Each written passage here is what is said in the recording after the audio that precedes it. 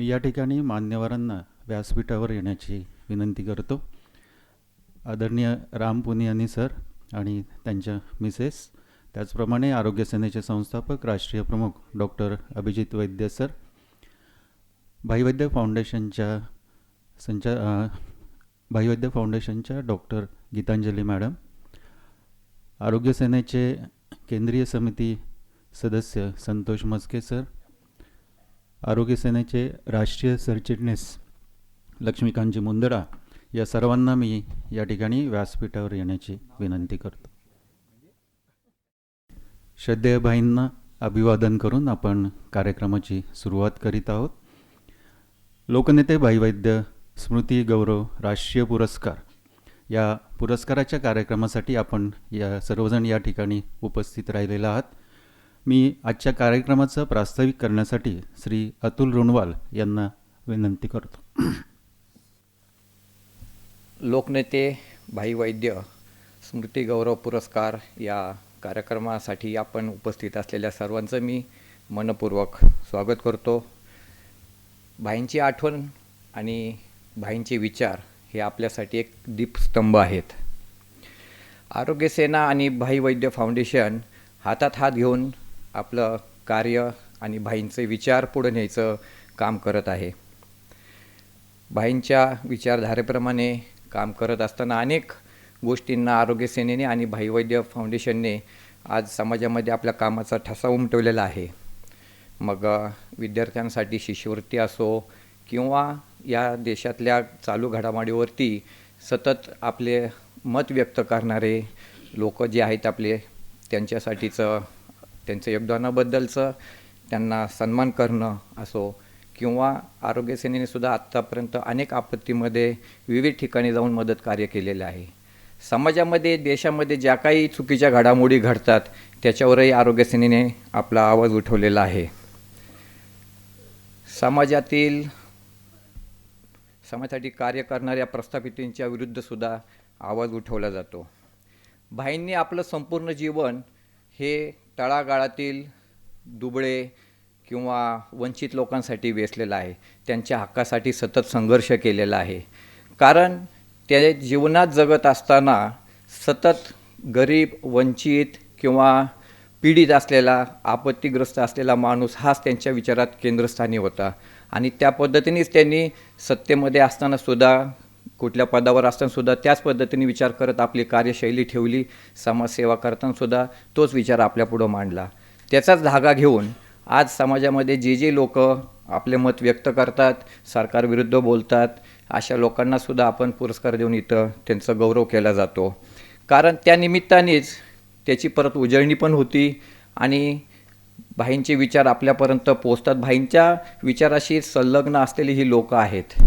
आत्तापर्यंत आरोग्य सेनेने ज्येष्ठ इतिहासकार श्री जयसिंगराव पवार किंवा चित्रपट निर्माते दिग्दर्शक आनंदजी पटवर्धन, लोकसाहित्याच्या अभ्यासक डॉक्टर तारा भावळकर किंवा निर्भीड पत्रकार असलेले आणि विश्लेषक, राजकीय आणि सामाजिक विश्लेषक असलेले राजू परुळेकर किंवा युवा नेता डॉक्टर सूरज इंगडे यांना आत्तापर्यंत आपण सन्मानित केलेलं आहे.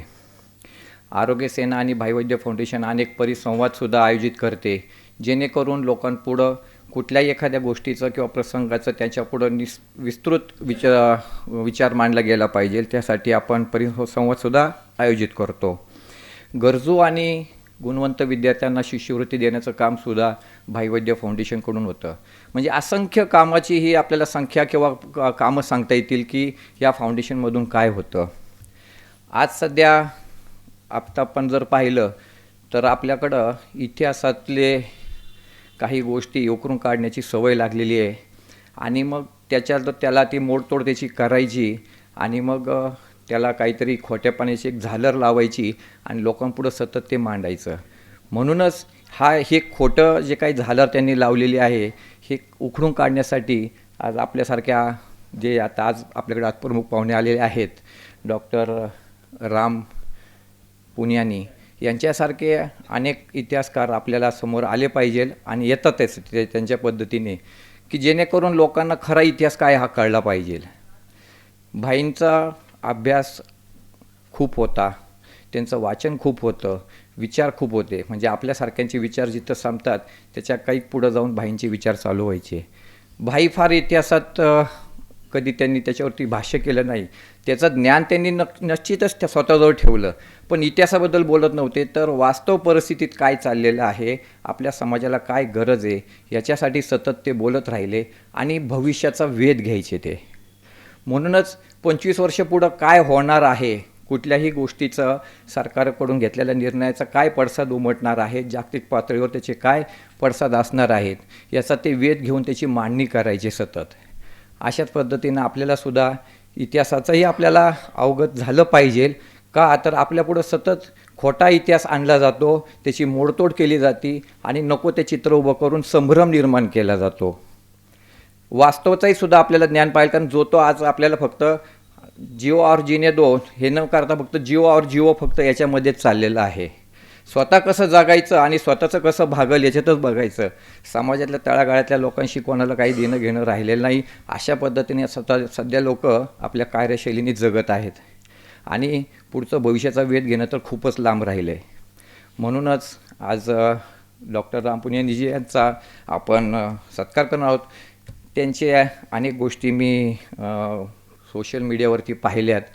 त्यातलं एक काळात जेव्हा विरोधी पक्ष म्हणून सिलेंडर वाढले, भाव त्याचे वाढले म्हणून आंदोलन करणारे आज गप्प बसलेले आहेत की किती महागाई झाली तरी त्याच्याबद्दल बोलत नाही. आणि त्यांनी त्याला काहीतरी मला वाटतं सिंड्रेला नाव काहीतरी दिलेलं, सिलेंड्रेला. अतिशय आवडलं मला ते, एकदम सूचक शब्द येतो. असो तर आपल्या सारखांचा स्वागत सत्कार करणं आरोग्यासाठी एक आनंदाची बाब आहे. भाईदेव फाउंडेशनलाही आनंदाची गोष्ट आहे. आणि तुम्ही सतत बोलत असतात, तसेच या आरोग्य सेनेचे आणि भाई वैद्य फाउंडेशनचे संस्थापक डॉक्टर अभिजित वैद्य हे सुद्धा सतत आवाज उठवत असतात.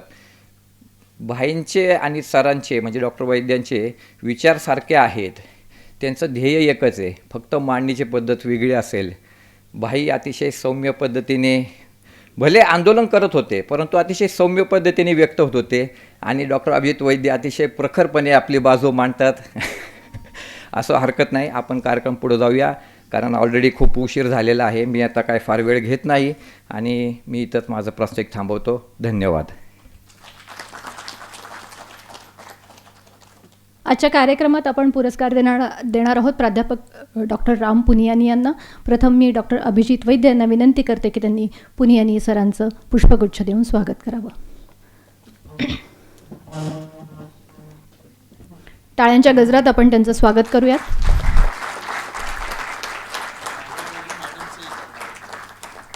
होय, पुनियानी मॅडमचं देखील आपण या ठिकाणी स्वागत करूयात. मी डॉक्टर गीतांजली वैद्य यांना विनंती करते की त्यांनी कृपया पुनियानी मॅडमचं पुष्पगुच्छ देऊन स्वागत करावं. मॅडम, आपलंही मनापासून स्वागत. हा कार्यक्रम जसा जाहीर झाला तसं माझ्या मनात सारखी एक सुटपुट होती की यंदा या पुरस्कार सोहळ्याच्या पहिल्या रांगेमध्ये बाबा नाहीत. बाबा नसतानाचा हा पहिलाच कार्यक्रम. आज पावसामुळे मी साडीला फाटा देऊन ड्रेस घातला आणि पिवळा ड्रेस हातात आला तेव्हा मला सोनचाफ्याची आठवण झाली. कारण बाबा म्हटलं की सोनचाफा हे समीकरण इतकं छान जुळलेलं होतं. मला वाटतं ही प्रतिकात्मकता पुन्हा एकदा एक थोडासा योग म्हणावा अशी आली. बाबांनी भाई वैद्य फाउंडेशनला विविध उपक्रम सुचवायचे आणि ते फाउंडेशनने पुढे न्यायचे असा वारसा चालू आहे आणि तो इथून पुढेही चालू राहणार याची खात्री आहे. यानंतर आजचे पुरस्कारार्थी प्राध्यापक डॉक्टर राम पुनियानी यांचा परिचय करून द्यावा अशी विनंती मी प्राध्यापक प्रमोद दळवी यांना करते. लोकनेते भाई वैद्य स्मृतिगौरव राष्ट्रीय पुरस्कार 2026 या पुरस्काराचे मानकरी आहेत प्राध्यापक डॉक्टर राम पुनियानी यांचा परिचय मी या ठिकाणी करून देत आहे. प्राध्यापक डॉक्टर राम पुनियानी यांनी अनेक दशकांपासून धार्मिक मूलतत्ववाद, जातीवाद आणि हुकुमशाही प्रवृत्तींच्या विरोधात निर्भीडपणे आवाज उठवला आहे. त्यांनी देशात सामुदायिक सलोखा, धर्मनिरपेक्षता आणि लोकशाही मूल्यांची सातत्याने बाजू मांडली आहे. ते केवळ सामाजिक कार्यकर्ते नसून प्रख्यात अभ्यासक, लेखक आणि संशोधक आहेत. इतिहासाच्या चिकित्सक अभ्यासाच्या माध्यमातून त्यांनी सांप्रदायिक राजकारणातील मिथके आणि दांभिकता उलगडून दाखवण्याचे महत्त्वाचे कार्य केले आहे. राम पुनियानी यांची एक विशेष बाब म्हणजे ते वैज्ञानिक पार्श्वभूमी असलेले सामाजिक विचारवंत आहेत. विज्ञानातील प्रशिक्षण असूनही त्यांनी भारतीय समाजातील सांप्रदायिकता, धर्मराजकारण आणि लोकशाही यावर गंभीर बौद्धिक हस्तक्षेप केला आहे. राम पुनियानी यांचा जन्म 25 ऑगस्ट 1945 रोजी नागपूर येथे झाला. ते आज 80 वर्षाचे आहेत. पुनियानी हे दीर्घकाळ मुंबई येथील IIT येथे जैव वैद्यकीय अभियांत्रिकी क्षेत्राशी संबंधित अध्यापन आणि संशोधन कार्यात कार्यरत होते. त्यांनी 1973 मध्ये वैद्यकीय क्षेत्रातील आपली कारकीर्द सुरू केली आणि 1977 पासून IIT मुंबईमध्ये विविध पदांवर एकूण 27 वर्ष सेवा दिली.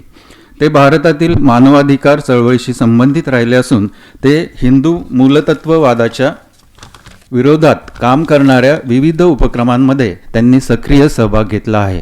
सध्या ते centre for study of society and secularism CSSS या संस्थेच्या कार्यकारी परिषदेचे अध्यक्ष म्हणून कार्यरत आहेत.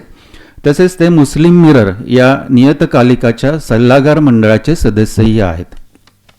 राम पुनियानी विविध धर्मनिरपेक्ष उपक्रमांशी संबंधित राहिले असून अल्पसंख्याकांवरील मानवाधिकार उल्लंघनाच्या अनेक घटनांच्या तपासामध्ये त्यांनी सहभाग घेतला आहे. ओडिशा आणि मध्य प्रदेश या राज्यांमध्ये अल्पसंख्याकांच्या हक्कांचे उल्लंघन झाल्याच्या घटनांची चौकशी करणाऱ्या इंडियन पीपल्स ट्रायब्युनल या लोकन्यायाधिकरणाचे ते सदस्यही होते. ते सांप्रदायिक राजकारण, मानवाधिकार, धर्मनिरपेक्षता, समान नागरी संहिता, भारताची फाळणी तसेच काश्मीर प्रश्न अशा विषयांवर व्याख्याने, परिसंवाद आणि कार्यशाळा घेतात. त्यांचे लेख आणि निबंध विविध भारतीय नियतकालिके व वृत्तपत्रांमध्ये नियमितपणे प्रकाशित होत असतात. तसेच ते इश्यूज इन सेक्युलर पॉलिटिक्स नावाचे पंधरवड्याचे बुलेटिनही चालवतात, ज्यामध्ये समकालीन राजकारण, धर्मनिरपेक्षता आणि सामाजिक प्रश्नांवर विश्लेषणात्मक लेख प्रकाशित केले जातात. त्यांनी विज्ञान, धर्मनिरपेक्षता, सांप्रदायिकता आणि भारतीय लोकशाही या विषयांवर विपुल लेखन केले आहे. Communal politics, facts versus myths, second assassination of Gandhi, contours of Hindu Rashtra, god politics, religion, power and violence यासारखी त्यांची पुस्तके विशेष चर्चेत राहिली आहेत. त्यांच्या लेखनातून भारतीय समाजातील सांप्रदायिक राजकारणाचे विश्लेषण आणि लोकशाही मूल्यांचे समर्थन सातत्याने व्यक्त झाले आहे. त्यांच्या सामाजिक आणि वैचारिक कार्याची दखल घेत त्यांना अनेक सन्मान प्राप्त झाले आहेत.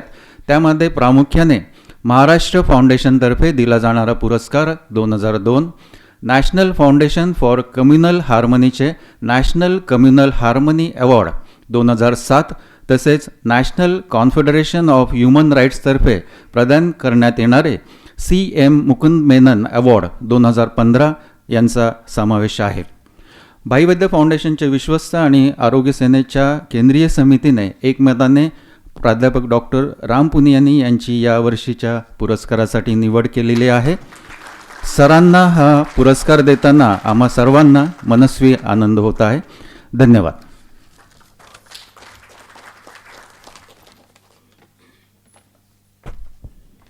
धन्यवाद. समाजवादाचा झेंडा शेवटच्या क्षणापर्यंत आपल्या खांद्यावर घेऊन तो मिरवणारे SM जोशी यांचे मानसपुत्र असलेले आणि लोकशाही समाजवादावर अगाध श्रद्धा असलेले आणि त्याचा कृतीमध्ये अवलंब करणारे भाई वैद्य यांच्या स्मरणार्थ दिला जाणारा राष्ट्रीय पुरस्कार यंदा प्राध्यापक डॉक्टर राम पुनियानी यांना देण्यात येणार आहे. मी डॉक्टर अभिजित वैद्य यांना विनंती करते की त्यांनी यंदाचा हा पुरस्कार त्यांना प्रदान करावा. लोकनेते भाई वैद्य स्मृती गौरव पुरस्कार. राष्ट्रीय स्तरावरील हा पुरस्कार राष्ट्रीय आणि आंतरराष्ट्रीय स्तरावरील कार्यासाठी देण्यात येतो. स्मृतिचिन्ह, बाहीबंध ग्रंथ आणि शिक्षण विषयक ग्रंथ असं या पुरस्काराचं स्वरूप आहे. आत्ताच उल्लेख झाला की वयाच्या 80व्या वर्षी कृतिशील असलेले राम पुनियानी सर यांना हा पुरस्कार देण्यात येतो आहे.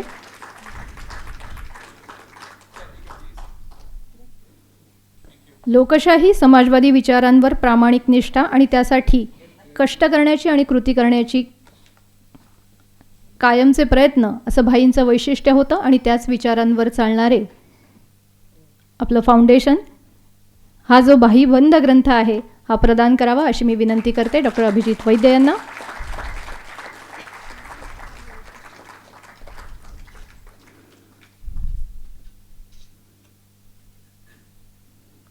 मनापासून अभिनंदन आणि आभार. यानंतर लगेचच मी शिक्षण विषयक ग्रंथ लेखणी आहे, लेखकासाठी अतिशय मोलाची ठरणारी अशी ही वस्तू. सर, आपलं मनापासून अभिनंदन आणि आपले विचार ऐकण्यासाठी आम्ही उत्सुक आहोत. कृपया आपण आपलं पुरस्कारात संबंधीचं मनोगत या ठिकाणी व्यक्त करावं अशी मी विनंती करते. डॉक्टर वैद्य, मंच पर बैठे साथी लोग और प्रिय दोस्तों, पहले तो मैं इस अवार्ड के लिए कितना कृतज्ञ हूँ ये बता नहीं सकता. उसका ख़ास कारण ये है कि भाई वैद्य को मैं कई बार मिला और उनके कार्य को मैं भले ही बम्बई में था, पर जो उनके कार्य का क्षेत्र था वो मेरे शुरू के कार्य क्षेत्र से बहुत मिलता था. क्योंकि जब कुछ लोग सोचते हैं कि समाज में परिवर्तन आना चाहिए तो पहली बात तो यही आती है कि जो शोषित वर्ग है उसके अधिकारों के लिए कैसे संघर्ष किया जाए. तो मेरा एक तरफ तो जो ज़िंदगी चल रही थी आईआईटी वगैरह वगैरह, साथ में मज़दूर आंदोलन को कैसे समझा जाए, उस सिलसिले में भाई वैद्य के काम का भी काफ़ी दिखाई देता था. अब तो ये इसलिए मैं बहुत आभारी हूँ इस फाउंडेशन का, मुझे इस अवार्ड के लिए चुनने का. और मेरा मुख्य विचार ये है कि ये फाउंडेशन जो काम कर रहा है और भाई वैद्य की जो स्मृति को जिंदा रखना है, उसका एक काम बहुत महत्वपूर्ण है. और वो ये, मेरी जो समझ कुछ 30-40 साल के थोड़े बहुत अध्ययन से आई है, वो ये कि केवल सामाजिक आंदोलन के माध्यम से समाज को बदल सकते हैं. नंबर 1, ये मैं पॉइंट के रूप में रख रहा हूँ. हमारी वो जो ट्रेनिंग होती है 7-8 साल मेडिकल कॉलेजेस में, वो पॉइंट वाइज रखना पड़ता है. तो नंबर 1, 2 ही चीज़ें, ज़्यादा टेंशन मत लीजिए, बहुत लंबी लिस्ट नहीं है. 1, केवल सामाजिक आंदोलन के आधार पर समाज को बदला जा सकता है. और नंबर 2, केवल लोकतंत्र में ही सामाजिक आंदोलन विकसित हो सकते हैं.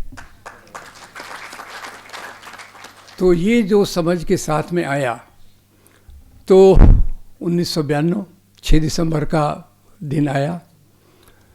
6 दिसंबर को रात को मैं सो नहीं सका. मुख्य कारण यही था कि जो समझ थी, अरे ये सांप्रदायिकता का सवाल क्या है, हिंदू मुसलमान का सवाल है, ये तो बह जाएगा, हमारी जो क्रांतिकारी काम है उसमें बह जाएगा. उस दिन मुझे लगा नहीं, कुछ गड़बड़ है, ये मामला ऐसे ही जाने वाला नहीं है. ये बाबरी मस्जिद को मैंने बाद में जो समझने की कोशिश की तो मुझे लगा कि ये केवल एक मस्जिद को तोड़ने का काम नहीं था. ये भारत के लोकतंत्र पर दूसरा बड़ा हमला था. पहला हमला कौन सा था? महात्मा गांधी की हत्या. जिस महात्मा गांधी ने देश को आज़ादी दिलाई, अहिंसा सत्य के सिद्धांत रखे और अपने तरीके से उन्होंने लोकतंत्र की व्याख्या, और ये आश्चर्यजनक शब्द होगा कि आम लोगों के बेहतरी के लिए उनका जो काम था, उनके तरीके से, ये उनके जीवन का आधार था.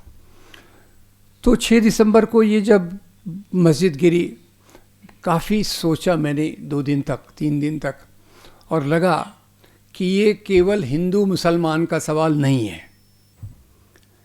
इसके पीछे की जो राजनीति है वो समाज के कमज़ोर तबके, दलित, महिला, मज़दूर, आदिवासी, इनके अधिकारों को दबाने की ये राजनीति है. ये पता नहीं मुझे कैसे, जो पुराना अध्ययन करता था तो उससे लगा कि धर्म के नाम की राजनीति, धर्म के नाम की राजनीति, अब ये फ़र्क है, धर्म और धर्म के नाम की राजनीति में फ़र्क है. हमारे कई दोस्त, और एक खैर भगत सिंह का नाम ले लिया तो नास्तिकता के बारे में भी आपको ज़्यादा डिफेंड करने की ज़रूरत नहीं है. पेरियार का नाम ले लिया तो भी नास्तिकता को डिफेंड करने की ज़रूरत नहीं है। पर हाँ, निश्चित रूप से महात्मा गांधी ने जो रास्ता अपनाया उसमें उन्होंने धर्म के नैतिक मूल्यों को पकड़ा। और इस बिल्डिंग में मैं बहुत बार आया हूँ, जब भी आता हूँ तो पहले वही वाक्य देखने को मिलता है, खरा तो एकची धर्म जगाला प्रेम अर पावे। तो ये धर्म की जो परिभाषा, जो कार्य महात्मा गांधी ने रखा, उसी को साने गुरुजी ने इतने प्यारे तरीके से हमारे सामने रखा। तो इसलिए धर्म की मैं आलोचना करता हूँ, पर धर्म के नैतिक मूल्यों को नहीं।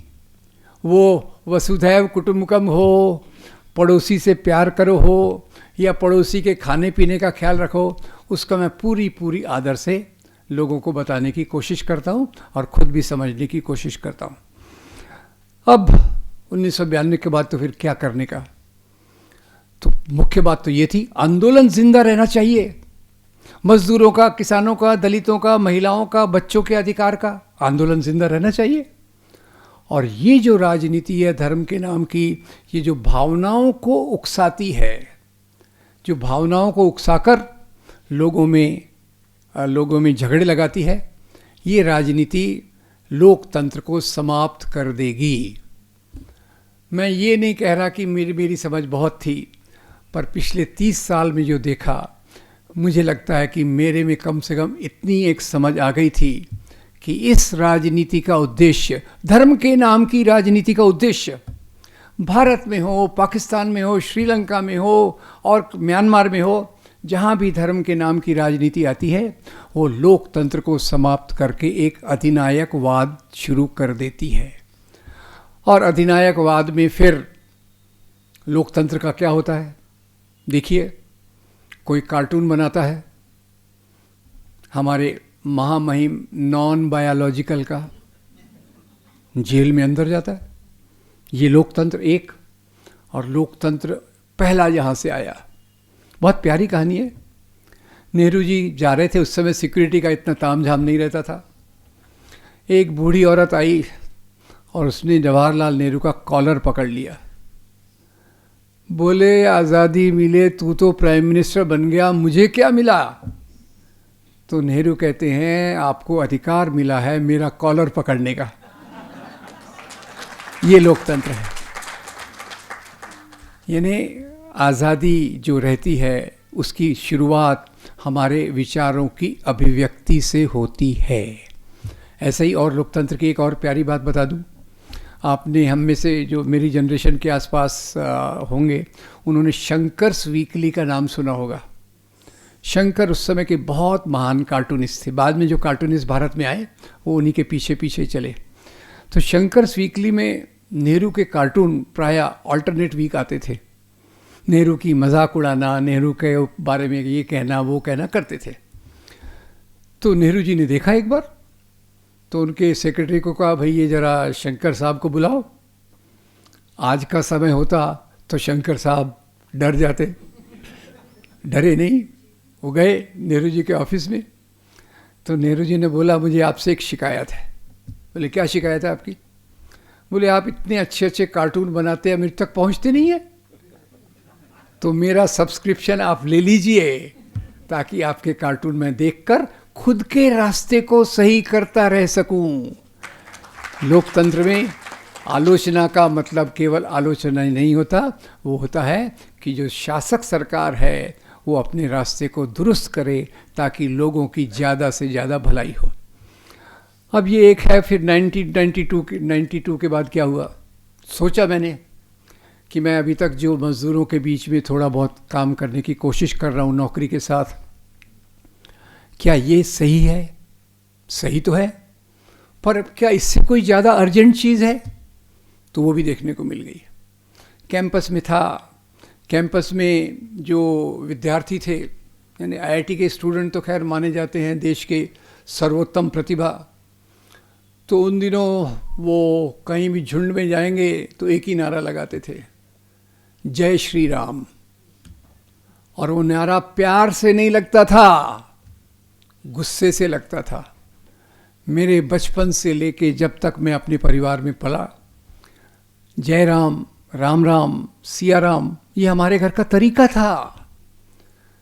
जय श्री राम के नाम को बोलकर किसी को डराने का तरीका नहीं था। तो मैंने सोचा क्या किया जाए, नफरत तो बढ़ रही है, नफरत तो बढ़ रही है। उस समय एक नारा प्रचलित हो गया, बाबर की औलाद। अब आगे का मैं नहीं बोलता, मेरे आपको पता होगा, बाबर की औलाद जाओ इधर या जाओ उधर। मैंने कहा ये बाबर कहाँ से आ गया? 500 साल तक तो कब्र में सोया हुआ था, वो कैसे जिंदा हो गया ये राम मंदिर आंदोलन के साथ? तो वहाँ से मैंने एक थोड़ा इतिहास को सीरियसली लेना चालू किया। तो अब मैं जब सुनता हूँ, ज़्यादातर लोग मुझे इतिहासकार के रूप में जानते हैं। लोगों को मैं बताता हूँ भैया मैं MD मेडिसिन हूँ, बायोमेडिकल का प्रोफेसर था, तो उस पर उनको विश्वास नहीं लगता। उनको लगता है यार इसने तो हिस्ट्री का ये रहा होगा कुछ। खैर एनीवे, पढ़ने से तो कुछ थोड़ा बहुत समझ आ ही जाती है। तो वहाँ से मैंने जो पढ़ने की शुरुआत की उसमें सभी चीज़ें आई, और जो ख़ास तौर से 2 एग्जाम्पल मैं दे देता हूँ। जो बाबर की बात हुई, बाद में औरंगज़ेब की बात हुई, और उसके नाम पर आज के मुसलमानों के खिलाफ नफ़रत बढ़ाई गई। अब ठीक है, आप इतिहास का मूल्यांकन करो, हम भी इतिहास को देखते हैं कि इतिहास में कैसे दलितों का शोषण होता था, किसानों का शोषण होता था, महिलाओं का शोषण होता था, आदिवासियों का शोषण होता था, वो इतिहास भी हम जानते हैं। पर ये इतिहास हिंदू बनाम मुसलमान का हो गया कि भाई ये बाबर वेरी बैड, वो कहाँ से काबुल से आया, एक आतंकवादी के रूप में आया और उसने यहाँ हमला किया। बाबर को पढ़ा तो पता चला बाबर को भारत आने का निमंत्रण दिया था राणा सांगा ने। हो गई बात आधी। काय के लिए दिया था? बाबर को लेटर में लिखा आप आइए, हम दोनों पार्टनरशिप में, पार्टनरशिप आज का शब्द है, मैं थोड़ा आज के शब्द को भी यूज़ करूँगा, पार्टनरशिप में दिल्ली के इब्राहिम लोदी को हराएंगे। ट्रायंगल देख लीजिए, इब्राहिम लोदी, बाबर, राणा सांगा। इसमें धर्म का क्या मतलब है मुझे समझा नहीं। तो खैर ये एक बात हुई। उसके बाद दिल्ली जाने का मौका मिला, बहुत बार गया दिल्ली। ट्रैवल करना तो मेरा मुख्य काम है, जिसके कारण मेरी पत्नी मुझे टॉलरेट करती रहती है, उसका शुरू से ही धन्यवाद दे देता हूँ।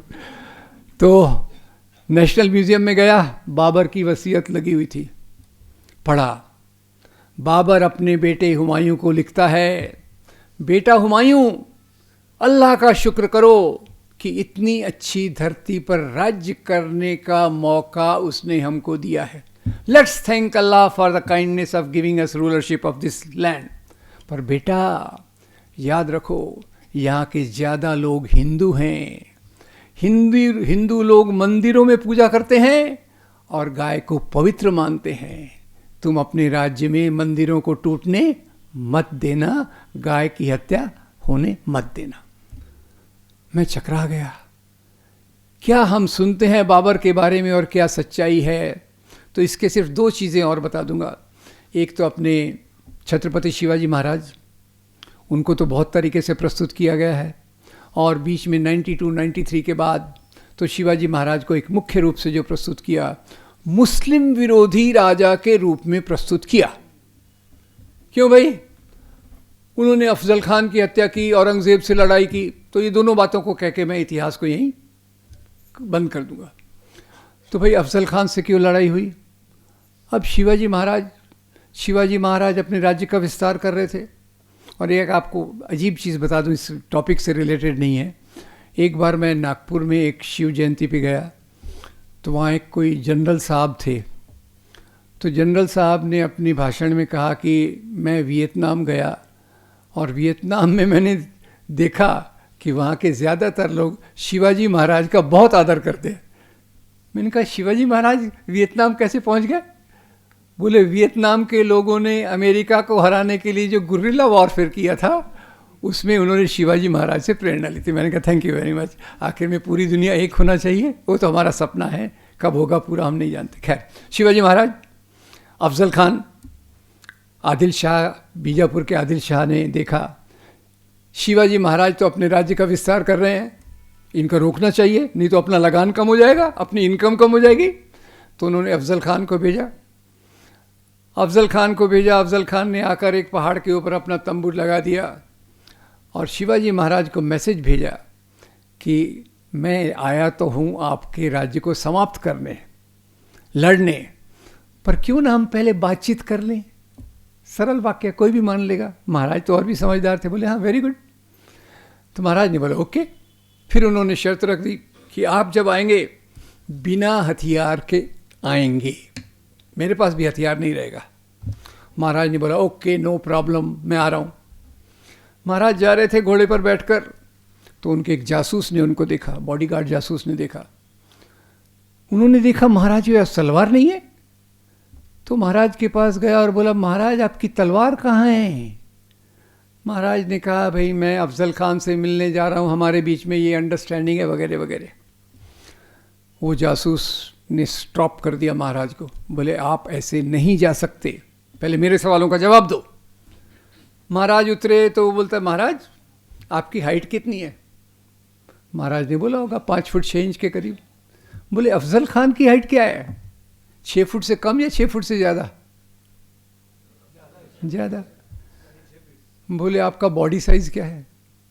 बॉडी साइज़ मेरे से तो थोड़ा ज़्यादा ही होगा, स्मॉल मीडियम लार्ज। जैसे उसके लिए एक सरल, मैं लोगों को पूछता हूँ, लोग ही जवाब देते।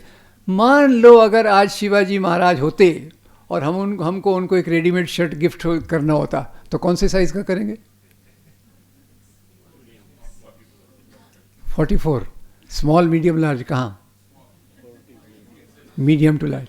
मीडियम टू लार्ज, ठीक है, चलिए मान लीजिए। और मान लो गलती से अपने को अफजल खान को भी शर्ट गिफ्ट में देना होगा, तो कौन से साइज़ का देना पड़ेगा? XXX। XXX भी छोटा पड़ सकता है। तो बोले महाराज अफजल खान हाइट में आपसे ज़्यादा है, साइज़ में आपसे ज़्यादा है, वो तो बिना हथियार के भी आपका मर्डर कर सकता है। भोले मत बनो, ये गुप्त हथियार साथ में लेकर जाओ। काय म्हणतो आपण याला? वाघनख।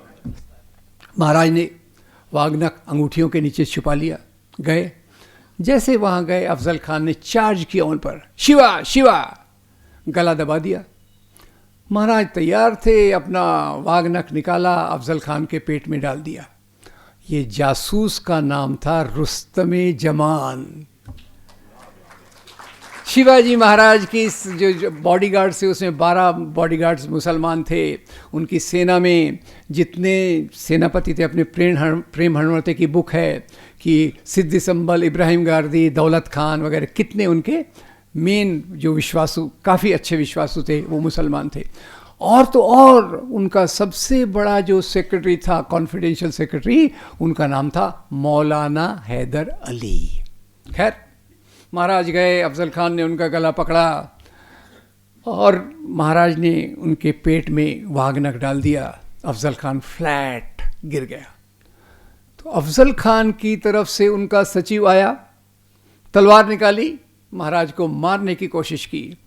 और अफजल खान के सचिव सेक्रेटरी का नाम था कृष्णाजी भास्कर कुलकर्णी। मेरा कन्फ्यूजन कंप्लीट हो गया। उसके बाद पढ़ने को मिला कि अफजल खान ने ये शिवाजी से मुठभेड़ के पहले पूजा करवाई थी। पूजा तो आप देखते हैं ना, कौन करवाता है, मैं नाम नहीं लूँगा। आजकल तो वो बहुत कुछ चल रहा है ना, पूजा पाठ और फिर भविष्यवाणी दिखाना और फिर बाबा बनना और फिर करोड़ों रुपया कमा के निकल जाना। खैर उस पर मैं नहीं जाऊँगा। तो ये शिवाजी महाराज और अफजल खान की बात। और ये पहले मैंने एक बार अनवर भाई का सुना था शिवाजी महाराज के बारे में, तो वहीं से मेरी शुरुआत हुई थी। बताया है कि इन्होंने बताया था कि शिवाजी महाराज के दादा मालोजी राव भोंसले, संतान नहीं थी, तो लोग क्या करते थे, संतान नहीं थे, सूफी संत की दरगाह पे गए। सूफी संत का नाम शाह शरीफ। बाद में बाई चांस उनके 2 बेटे हुए, एक का नाम रखा शाहजी, एक का नाम रखा शरीफ जी। और इसी शाहजी के बेटे अपने छत्रपति शिवाजी महाराज। शाह शरीफ की बात बताकर मैं आपको भारत की मिली जुली परंपरा की बात भी बताना चाहता हूँ। खैर एक ये, और दूसरा तो आजकल हमारे एक वो है ना जिसने गांधी जी को 3 गोलियां मारी थी, एलिमेंट्री क्वेश्चन, उनकी किताब भी पढ़ी मैंने कहा देखें तो सही भी क्या बोलते हैं महाराज। तो उसमें बोलते हैं कि महात्मा गांधी का राष्ट्रवाद तो एक बौना राष्ट्रवाद था, पिग्मी। राष्ट्रवाद देखना है तो महाराणा प्रताप का देखो, छत्रपति शिवाजी महाराज का देखो। कौन से राष्ट्रवाद की बात कर रहे हैं मुझे पता नहीं। तो राणा प्रताप जी को मैं थोड़ा स्टडी करने गया, उसके बारे में अभी अभी एक और घटना भी आई, वो भी बता देता हूँ आपको। राणा प्रताप की एक वंशज उत्तराधिकारी अभी राजस्थान की डिप्टी चीफ मिनिस्टर हैं, इसको मैं बाद में ले आऊँगा। तो अकबर और राणा प्रताप की लड़ाई हुई हल्दीघाटी में, हल्दीघाटी के मैदान में। एक तरफ है अकबर की फौज, एक तरफ है राणा प्रताप की फौज, और अकबर की फौज में राणा प्रताप तो इधर हैं, पर अकबर की फौज में अकबर खुद हैं ही नहीं। अरे अकबर नहीं है तो सेना का नेतृत्व कौन कर रहा है? सेना का नेतृत्व कर रहे हैं राजा मान सिंह। अब इधर से राणा प्रताप जी अपने घोड़े चेतक पर बैठकर सेना का नेतृत्व कर रहे हैं। दो बड़े सेनापति, एक का नाम राम सिंह, एक का नाम हकीम खान सूर। अब इसमें हिंदू कहाँ है, मुसलमान कहाँ है, आई डोंट नो। अगर आप जवाब देते हैं तो बोलिए, अकबर की सेना में केवल मुसलमान हैं या हिंदू मुसलमान दोनों हैं? दोनों हैं। राणा प्रताप की सेना में हिंदू है, मुसलमान है या दोनों हैं? दोनों। और आज इतिहास के साथ क्या खिलवाड़ किया जा रहा है वो आपको थोड़ा बता दूं। राणा प्रताप की एक वंशज अभी राजस्थान में डिप्टी चीफ मिनिस्टर हैं, दिया कुमारी। मैडम दिया कुमारी एक दिन गई कहाँ, ये हल्दीघाटी के मैदान। वहाँ उन्होंने कॉपर ताम्र पट्टिका देखी कि ये हल्दीघाटी का मैदान है, इस साल में यहाँ लड़ाई हुई अकबर और राणा प्रताप की। लड़ाई में अकबर जीत गए, राणा प्रताप हार गए। मैडम ने ये देखा, बोले एक हिंदू राजा हार गया, ये कैसे हो सकता है? बोले पट्टी बदल दो, लिखो कि अकबर हार गया और राणा प्रताप जीत गए। आगे मैं ऐड कर देता हूँ, जीत की खुशी में राणा प्रताप जंगलों में चले गए और घास की रोटी खाने लग गए। तो ये दोस्तों इतिहास की चीज़ें जब मैंने पढ़ी, एक एक चीज़ पढ़ी, औरंगज़ेब छावा, नफ़रत का भंडार, नफ़रत की पूरा ये भरा हुआ टैंक। औरंगज़ेब भाई यहाँ भारत में होने वाले राजाओं में सबसे खराब, खतरनाक, खूंखार राजा कौन? सब लोग जवाब देते औरंगज़ेब। अब मज़े की बात एक बता देता हूँ। एक बार मुझे पाकिस्तान जाने का मौका मिला, डरिए मत, सकुशल वापस आ गया। थोड़ा वज़न भी बढ़ गया, पंजाबी टेस्ट है तो इसलिए पंजाबी खाना भी अच्छा मिला। पाकिस्तान गया तो मैं मजाक में पूछता था, बताइए इस क्षेत्र में होने वाले सबसे अच्छा राजा, सबसे धार्मिक राजा, सबसे महान राजा कौन था? क्या जवाब मिला? औरंगज़ेब। इधर भी औरंगज़ेब, उधर भी औरंगज़ेब। खैर, अब औरंगज़ेब के बारे में तो आज जो प्रवक्ता टीवी पे दिखते हैं ना, वो छोटी छोटी खिड़कियों में 8-10 बैठे रहते हैं, तो वो बोलते हैं औरंगज़ेब ने 1000 मंदिर तोड़े, कोई बोलता है 1 लाख, कोई करोड़ तक पहुंच जाता है। सॉरी, अब मैंने इसका गहन अध्ययन किया। रिचर्ड ईटन का रिसर्च और ऑड्रे ट्रस्के का रिसर्च बताता है औरंगज़ेब ने करीब 12 मंदिरों को तोड़ा, और इसी औरंगज़ेब ने 40-50 मंदिरों को दान दिया। चित्रकूट का बालाजी, आसाम का कामाख्या देवी का मंदिर, और ये हमारा उज्जैन का मंदिर, इसका महाकाल का मंदिर, और भगवान कृष्ण का मंदिर वृंदावन में। अब मैं कंफ्यूज होता हूँ, थोड़ा सोचता हूँ, रैशनलिज्म से सोचता हूँ। औरंगज़ेब 10 मंदिरों को तोड़ रहा है, 40 मंदिरों को दान दे रहा है, तो मैं इसको कैसे देखूँ? तो दोस्तों ये जो इतिहास का नैरेटिव, इस पर मैं बहुत जा सकता हूँ, पर मैं जाऊँगा नहीं। मैं क्या करूँगा, डॉक्टर वैद्य जी को, सॉरी मैं खुद का थोड़ा एडवर्टीजमेंट बीच में कर लेता हूँ, कमर्शियल ब्रेक। तो मैं इनको एक मेरा 16 इंग्लिश वीडियो, 16 हिंदी वीडियो एक ही लिंक में है, तो आप उसमें पूरे मैंने डिटेल में एक एक चीज़ बताने की कोशिश की है। तो खैर, ये जो मंदिरों के तोड़ने की बात है, ये एक बात आई। अब इसको कैसे फैलाया गया?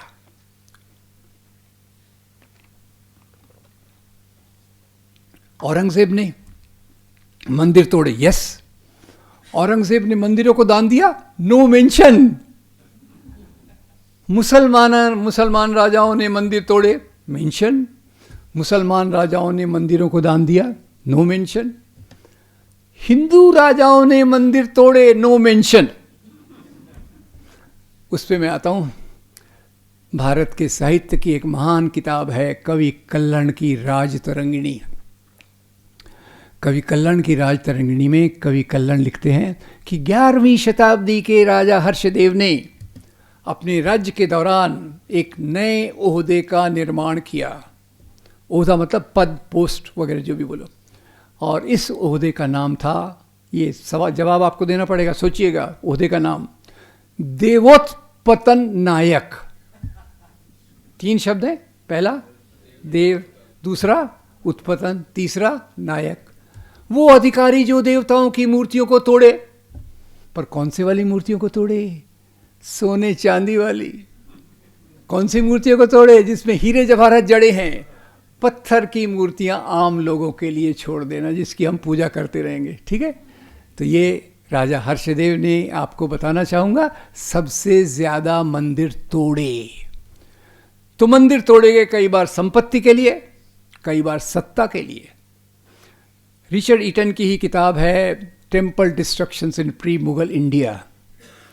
उसमें बताते हैं जब 2 हिंदू राजा आपस में लड़ते थे, हिंदू राजा आपस में लड़ते थे, मुस्लिम राजा आपस में लड़ते थे, क्रिश्चियन राजा आपस में लड़ते थे, यस। कोई ऐसा धर्म के आधार पे कोई दोस्ती वोस्ती नहीं होती थी। हिंदू राजा हिंदू से लड़ता था, मुसलमान से भी लड़ता था। जहाँ तक राज्य विस्तार का सवाल है, धर्म बीच में नहीं आता था।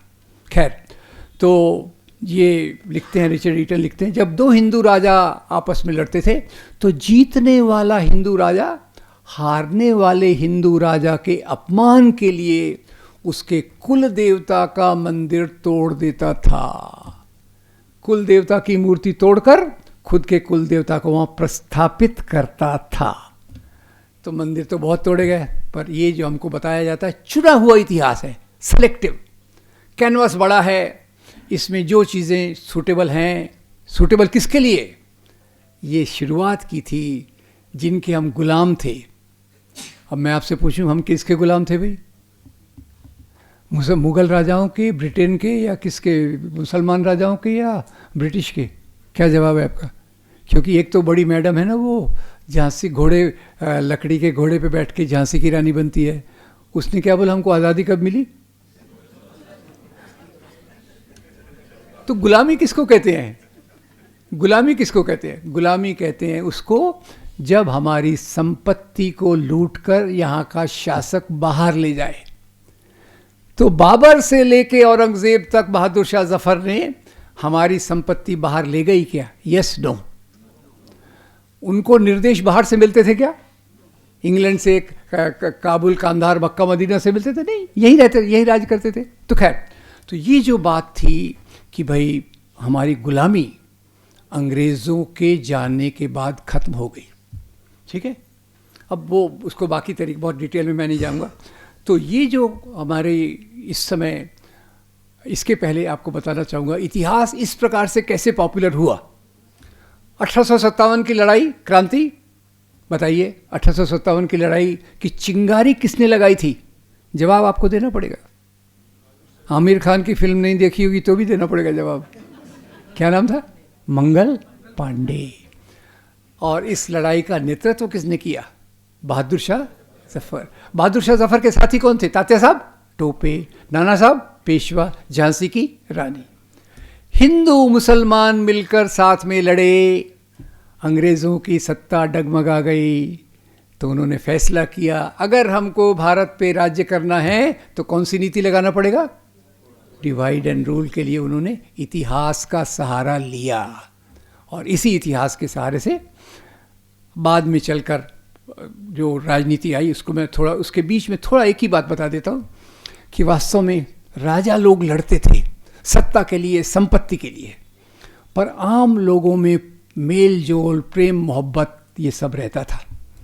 और भारत की सभ्यता, संस्कृति, साहित्य, कला, ये सब हिंदू मुसलमान, और आजकल जो ईरान बेचारा 2 देशों का मुकाबला कर रहा है, ईरान से हमारे बहुत गहरे संबंध थे।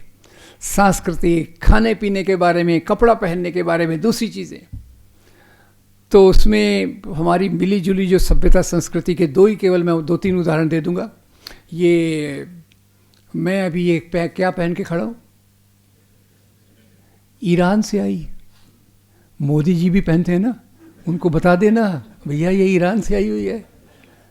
फिर हमारी फेवरेट डिशेस में एक वो रहती है ना जो हैदराबाद में ज़्यादा मिलती है, बिरयानी, उधर से ही आई, उधर से आई, वहाँ उसको बिरयानी बोलते हैं। हमने उसमें मसाले डाल के ज़्यादा टेस्टी बना लिया, एन्जॉय योरसेल्फ।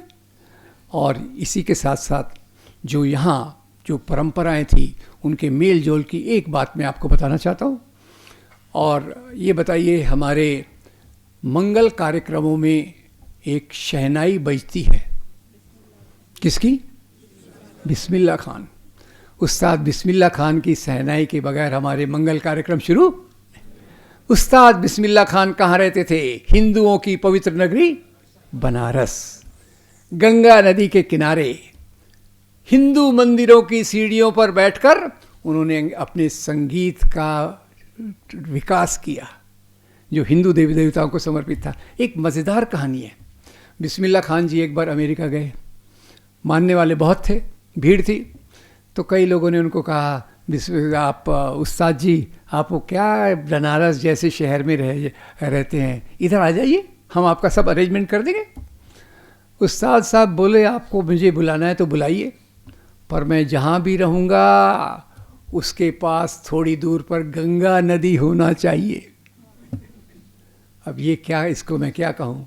और अंत में एक मिलीजुली परंपरा का आज का उदाहरण, बीबीसी ने एक सर्वे किया था, हिंदी फिल्मों के 10 सबसे लोकप्रिय गीत, हिंदी फिल्मों के सबसे लोकप्रिय भजन, वो भजन में जो 10 गीत हैं उसमें लिखने वाले में 6 शकील बदायूनी, 4 साहिर लुधियानवी, 6 को गाने वाले मोहम्मद रफ़ी और 8 को संगीत देने वाले नौशाद अली।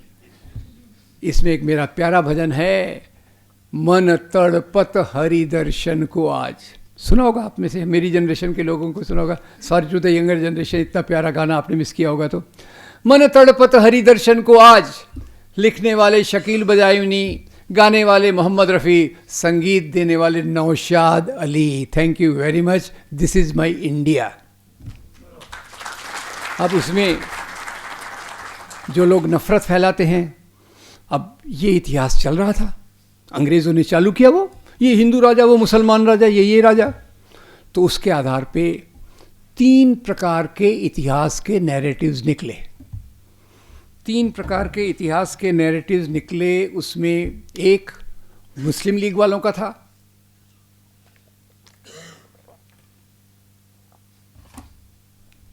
मुस्लिम लीग वालों ने कहा कि भाई हम तो यहाँ के राजा थे, मुसलमान तो यहाँ के राजा थे। अब वो कोई होता तो मैं पूछता, भैया मुसलमानों का कितना प्रतिशत राजा था? 0.0001%। बाकी मुसलमान क्या करते थे? खेती, किसानी, दस्तकारी, आम लोगों के तरीका रहते थे। और तो इसलिए अंग्रेज़ जब जाएंगे उन्होंने सत्ता हमको देनी चाहिए। ये एक वर्जन हो गया। दूसरा वर्जन हो गया वो अपने इनका, वो क्या बोलते हैं उनको, जो हिंदू धर्म के नाम पे राजनीति करते, वो अपने वो जो है ना वीर, वो माफ़ी मांग के आए थे 6-7 बार, है ना, हाँ वो वही। तो इनका एक वर्जन है कि हम अनादिकाल से हिंदू राष्ट्र हैं, यहाँ मुसलमान विदेशी हैं, क्रिश्चियन विदेशी हैं, जिनकी पुण्य भूमि और पुत्र भूमि ये है, वो हिंदू है और ये देश उसी का है। ये दूसरा हो गया। और तीसरा आया मेरे फेवरेट 2 व्यक्तियों का, एक मोहनदास करमचंद गांधी, दूसरे जवाहरलाल नेहरू। गांधी जी अपनी किताब हिंद स्वराज में क्या लिखते हैं? भारत में मुसलमान राजा भी थे, हिंदू राजा भी थे। मुसलमान राजाओं के राज्य में हिंदू प्रजा चैन से रहती थी, हिंदू राजाओं के राज्य में मुसलमान प्रजा चैन से रहती थी। थोड़ा मोटे तौर पे बता दिया। जवाहरलाल नेहरू 9 साल तक जेल में थे, पिकनिक पे नहीं थे।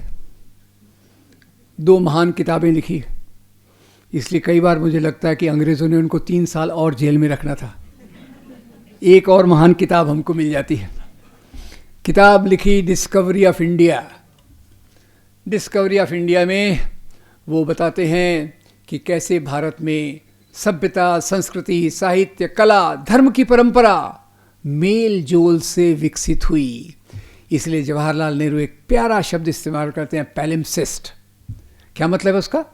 भारत में अलग अलग प्रकार के लोग आते गए, जैसे आर्य आए, शाक आए, हूण आए, मुगल आए, पर हर एक आने वाले नए लेयर ने पुराने लेयर को खत्म नहीं किया। पुराने लेयर ने नए का स्वागत किया और नए लेयर ने पुराने वाले से सीखा। इसी से भारत की महान सभ्यता विकसित हुई है, जिसको वो कहते थे गंगा जमनी तहजीब। एक रिकमेंडेशन दे दूं, डिस्कवरी ऑफ इंडिया करीब 800 पेज की किताब है। आप कहेंगे कहाँ आए हो प्रोफेसर टाइप, हमको रिकमेंडेशन देख के जा रहे हो, 800 पेज की किताब पढ़ने का? Don't worry, discovery of India आपकी जेब में है। इसी किताब पर करीब 50 एपिसोड का एक सीरियल श्याम बेनेगल ने बनाया है, भारत एक खोज। अपने मोबाइल पे जब मौका मिले देखते रहिए। तो इतिहास के 3 प्रकार, और इसी 3 आधार पे 3 प्रकार का राष्ट्रवाद विकसित हुआ। मुस्लिम लीग, मुस्लिम राष्ट्रवाद, और हिंदू, वो अपना सावरकर हिंदू राष्ट्रवाद, और सावरकर हिंदू महासभा, और इसी हिंदू राष्ट्रवाद को लेकर एक और संगठन बना था ना, आरएसएस।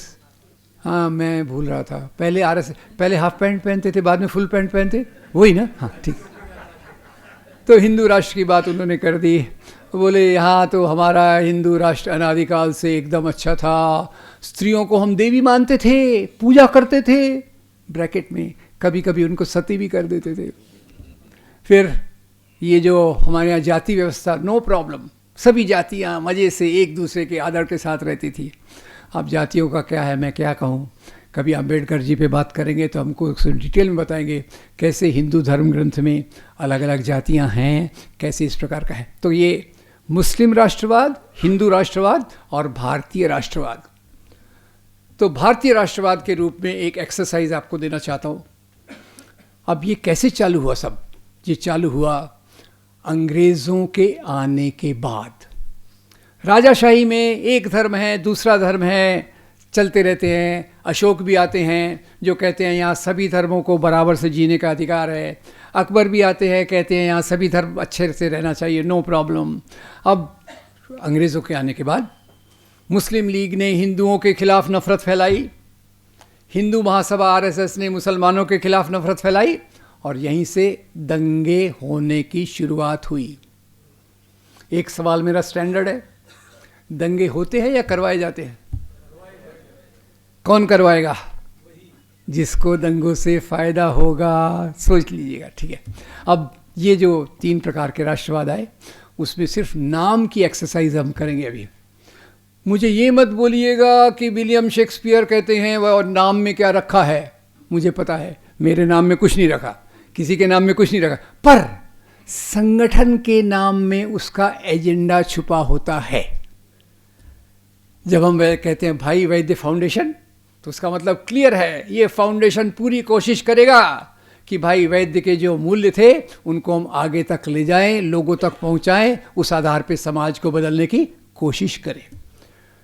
तब आज़ादी के आंदोलन में बहुत सारे आंदोलन हुए, और उन आंदोलनों में मैं कुछ जो संगठन निकले वो भारतीय राष्ट्रवाद के लिए थे, और कुछ संगठन जो निकले वो धर्म के नाम के राष्ट्रवाद के लिए थे। तो नाम को पहचानिए। इधर से 3 लोग, मेरे 3 आदर्श। शहीद आज़म भगत सिंह, संगठन का नाम Hindustan socialist republican association. Bhimrao Baba Saheb Ambedkar, republican party of India. Maulana Abul Kalam Azad, Annie Besant, Sardar Baldev Singh और मोहनदास करमचंद गांधी, क्या नाम है?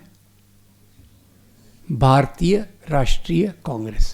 नाम को ख्याल रखिएगा, ये इसी में पूरी कुंजी है मेरी समझ की।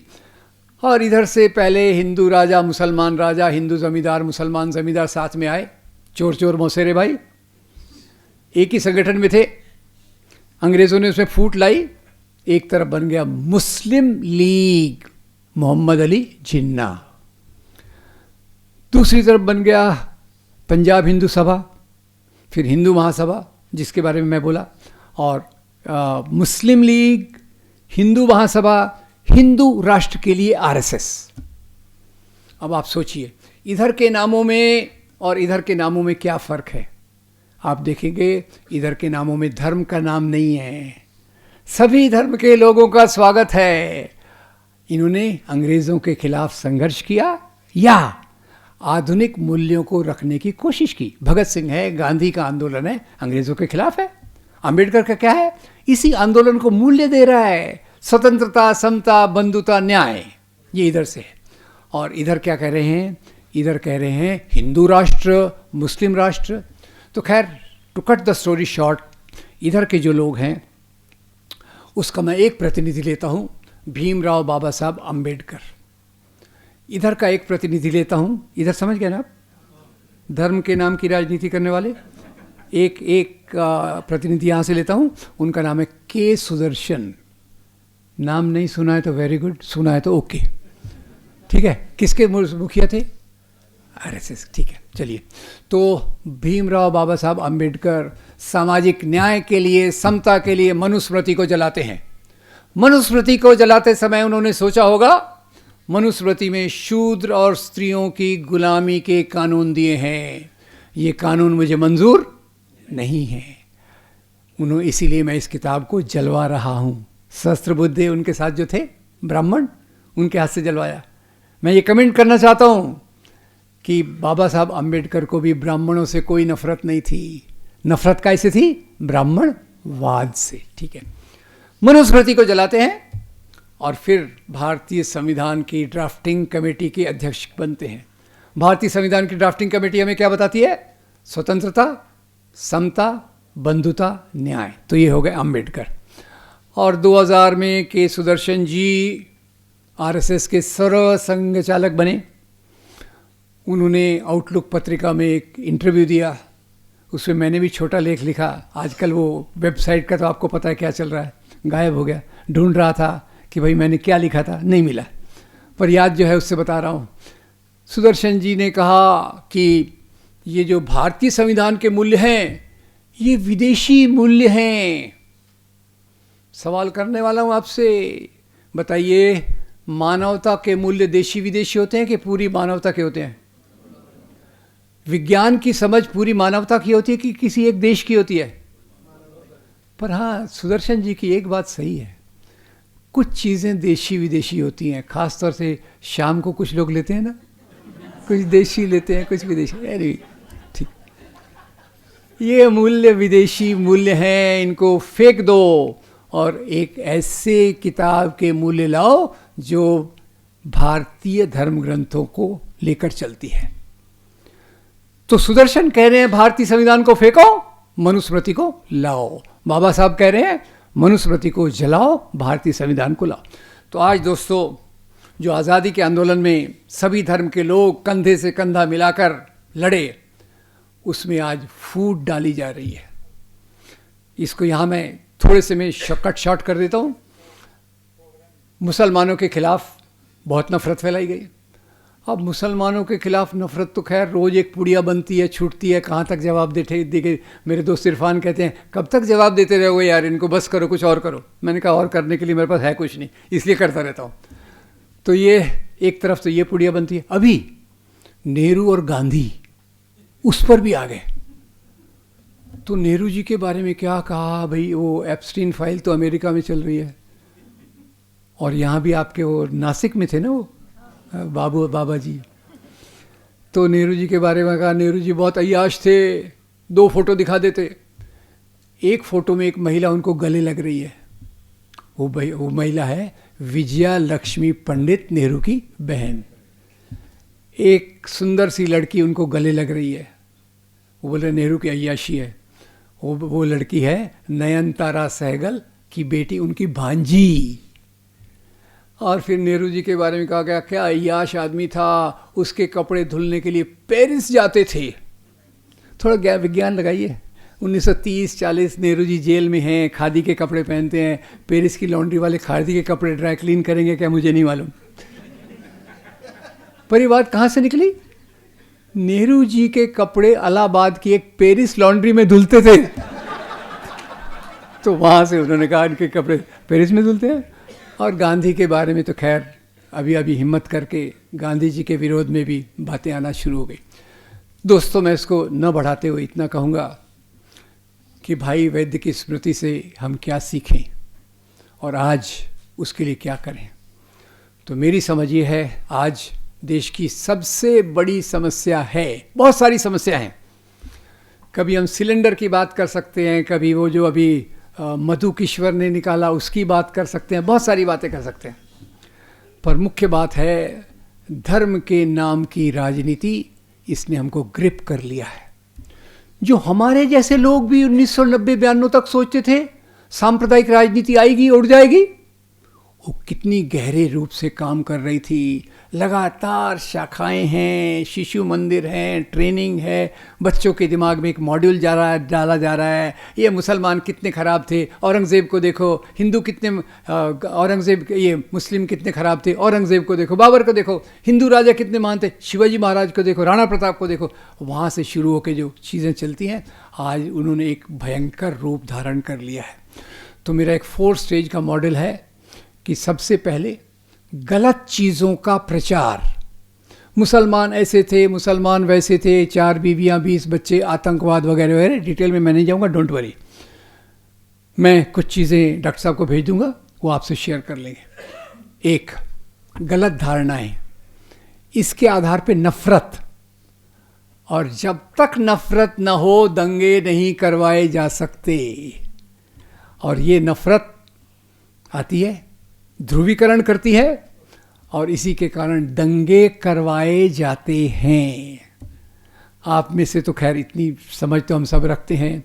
अगर हम 1990 से दंगों का ग्राफ लें कैसे जाता है देखिएगा, और उसी के साथ साथ एक पार्टी जो आज सत्ता में है उसका ग्राफ देखिए, तो दे रन पैरेलल, समांतर रूप से ऊपर जाते हैं। जैसे मैंने कहा, दंगे होते नहीं हैं, करवाए जाते हैं। और यही बात एक दूसरे तरीके से मैंने समझी थी। कैसे? वो अपनी कौन थी MHRD मिनिस्टर, सास भी कभी बहू वाली, हाँ स्मृति ईरानी, राइट। तो वो स्मृति ईरानी को ये मधु किश्वर ने ही बोला था, अरे ये तो 12वीं पास है, MHRD मिनिस्टर बन गई। तो स्मृति ईरानी वो सास भी बहू वाले मोड में आई, बोले मुझे कम पढ़ा लिखा जाए बोलते हो, ये देखो मैं येल यूनिवर्सिटी से डिग्री लाई हूँ। तो मैं बड़ा इम्प्रेस हो गया, बाकी का पता नहीं। तो मैं येल यूनिवर्सिटी का रिसर्च फॉलो करने लग गया। येल यूनिवर्सिटी का एक रिसर्च आया कि जहाँ भी दंगे करवाए जाते हैं वहाँ के चुनाव में वो पार्टी पहले से ज़्यादा मजबूत होती है, जिसका निशान है कमल का फूल। ठीक है, एक बात होगी। अब हमको क्या करना चाहिए ये मैं आप पे थोड़ा सा एक शॉर्ट में बता देता हूँ, पर उसके पहले एक और बात। भाई वैद्य कौन से मुद्दे उठाते थे? गरीबी के, भूखमरी के, मजदूरों के अधिकार के, लोगों के अधिकार के। और ये इधर के जो लोग हैं वो कौन से मुद्दे उठाते हैं, ज़रा सोचिएगा। पाकिस्तान में शुरू से था इस्लाम के नाम की राजनीति आई, आज पाकिस्तान कहाँ खड़ा है ज़रा देखिएगा। भारत की प्रगति देखिएगा। जो मंदिर मस्जिद की बात करते थे 1950 में, तो नेहरू जी ने उनको प्रैक्टिकल जवाब दिया। बोलते थे सोमनाथ के मंदिर के लिए सरकार से पैसा लो, नेहरू जी ने जवाब नहीं दिया। सरदार पटेल ने कहा जब तक मैं जिंदा हूँ सरकार का एक भी पैसा मंदिर बनाने के लिए नहीं जाएगा। खैर उन्हीं के नाम पे उनके चेले लोग आज कितना पैसा खर्च कर रहे हैं मैं नहीं जानता। पर नेहरू जी ने क्या जवाब दिया? नेहरू जी ने जवाब दिया भाखड़ा नंगल बांध के उद्घाटन के समय। हम बचपन में लाल गेहूँ खाते थे, PL 480 जो अमेरिका में जानवर खाते हैं, हम खाते थे।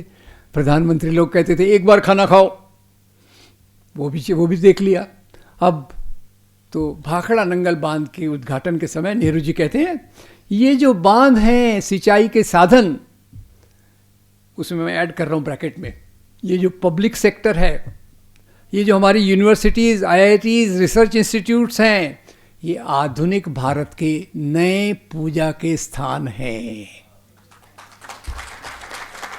और 1980 के दशक में एक और व्यक्ति आए, रथ यात्री, कौन?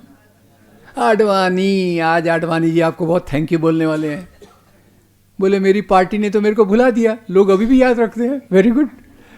आडवाणी जी आए और बोले ये क्या नेहरू बोलते हैं कि पूजा के स्थान ये हैं वो है। अरे हमारे पूजा के स्थान तो मस्जिदों के नीचे हैं, मस्जिदों को तोड़ो, मंदिर बनाओ, हमारे देश की प्रगति हो जाएगी।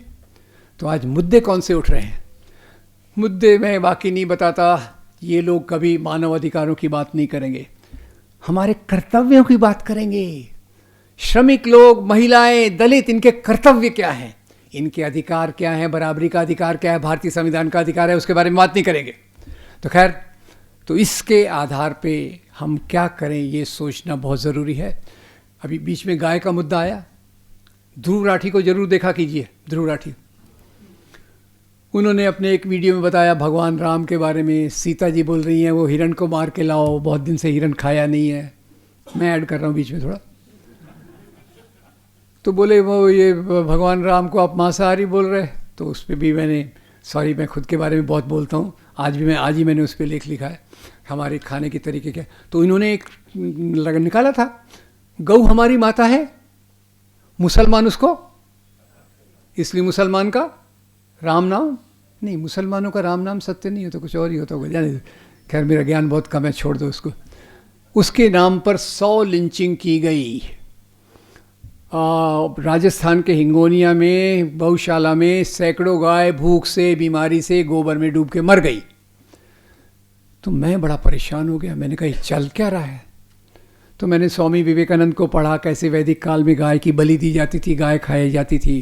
डी.एन. झा को पढ़ा कि कैसे वेदों में उल्लेख है, अथो अन्नम व्या गऊ, वो सब पढ़ा। और प्रैक्टिकल जवाब मुझे कब मिला पता है? वो अपने जो प्रधानमंत्री थे ना, जो कविताएं लिखते थे, अटल बिहारी वाजपेयी, उनके ऊपर मैं एक जीवनी पढ़ रहा था, हार नहीं मानूंगा, विजय त्रिवेदी की लिखी हुई। पेज 236 पे आया तो विजय त्रिवेदी लिखते हैं कि एक बार अटल जी अमेरिका में लेक्चर टूर में थे।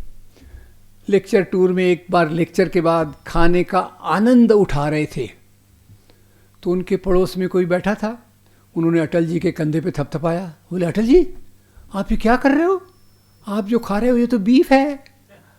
अटल जी मुस्कुरा दिए, बोले बीफ है तो क्या हो गया, इंडियन गाय का थोड़ी है, ये तो अमेरिकन गाय का है, नो प्रॉब्लम। खैर इस बात को यहीं हम समाप्त करते हैं और अंत में मैं इतना बताना चाहता हूँ कि हमें आगे कैसे जाना है। नंबर 1, भारतीय संविधान की रक्षा। आज सबसे बड़ी बात है, भारतीय संविधान के मूल्यों को दरकिनार किया जा रहा है। बोलने के कारण, बोलने से नहीं। इंदिरा गांधी ने इमरजेंसी लगाई, बोल के लगाई। आज जो इमरजेंसी लग रही है वही आडवाणी जी ने कहा था अनडिक्लेयर्ड इमरजेंसी है। भारतीय संविधान के मूल्य किधर जा रहे हैं वो आप देखिएगा। तो नंबर 1 मैं बताना चाहूँगा, महाराष्ट्र में संविधान जागर अभियान चल रहा है, उसको मदद कीजिए, जुड़िए, उसको मजबूत कीजिए, नंबर 1। नंबर 2, अपनी अपनी कम्युनिटी में आप जो भी काम करते हैं कीजिए, आंदोलन को मजबूत कीजिए। साथ ही साथ लोगों की चेतना बढ़ाने के लिए ऐसे वीडियो, जैसे आनंद पटवर्धन जी का नाम आया, मुझे बहुत खुशी हुई। आनंद पटवर्धन जी का एक 15 एपिसोड का उनका एक सीरियल है विवेक रीज़न, जिसके न होने के कारण हमारे नासिक जैसे कांड हो रहे हैं। Vivek reason 15 episode must see. Ram ke Naam, war and peace, father son and the holy war, उनकी जितनी फिल्में देखें कम है, देखें और दिखाएं। ऐसी लिस्ट मैंने बनाई है, वो भी मैं डॉक्टर साहब को भेज दूंगा। तो कम्युनिटीज़ में उनका काम करने के साथ साथ जागृति का तरीका होना चाहिए। तो खैर मैंने मेरे ख्याल से अपने वक्त को एक्सीड कर दिया है, सॉरी फॉर दैट। अंत में मैं इतना ही कहना चाहूँगा कि हमारा आज सबका ये कर्तव्य है, अगर भगत सिंह ने अपना जीवन 100% देश के लिए दिया, तो क्या हम 1%, 2%, 5%, 10% दे सकते हैं? थोड़ा समय निकाल कर समाज के लिए काम कर सकते हैं? सोचिए। और इसके लिए जो मैंने कुछ तरीके बताए हैं, और भी मैं उसको बताना चाहूँगा।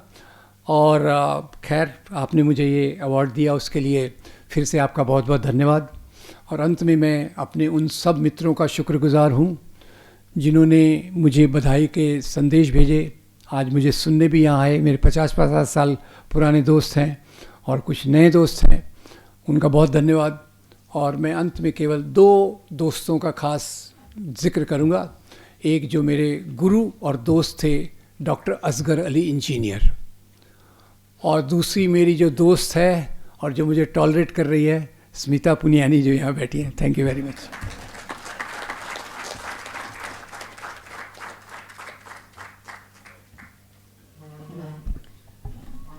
बहुत बहुत शुक्रिया आपका। सामाजिक आंदोलन के बजाय समाज बदल नहीं सकता, ये आपकी बात दिमाग में रखनी चाहिए, हृदय में रखनी चाहिए। आपने आंदोलन की बात छेड़ी तो मुझे कुछ याद आया कि एक कविता याद आई। पहला आंदोलन शायद बीज ने किया होगा मिट्टी के विरुद्ध, पहला आंदोलन शायद बीज ने किया होगा मिट्टी के विरुद्ध और फूट पड़ा होगा पौधा बनकर, या फिर शिशु ने कोख के भीतर किया होगा जन्म लेने के लिए।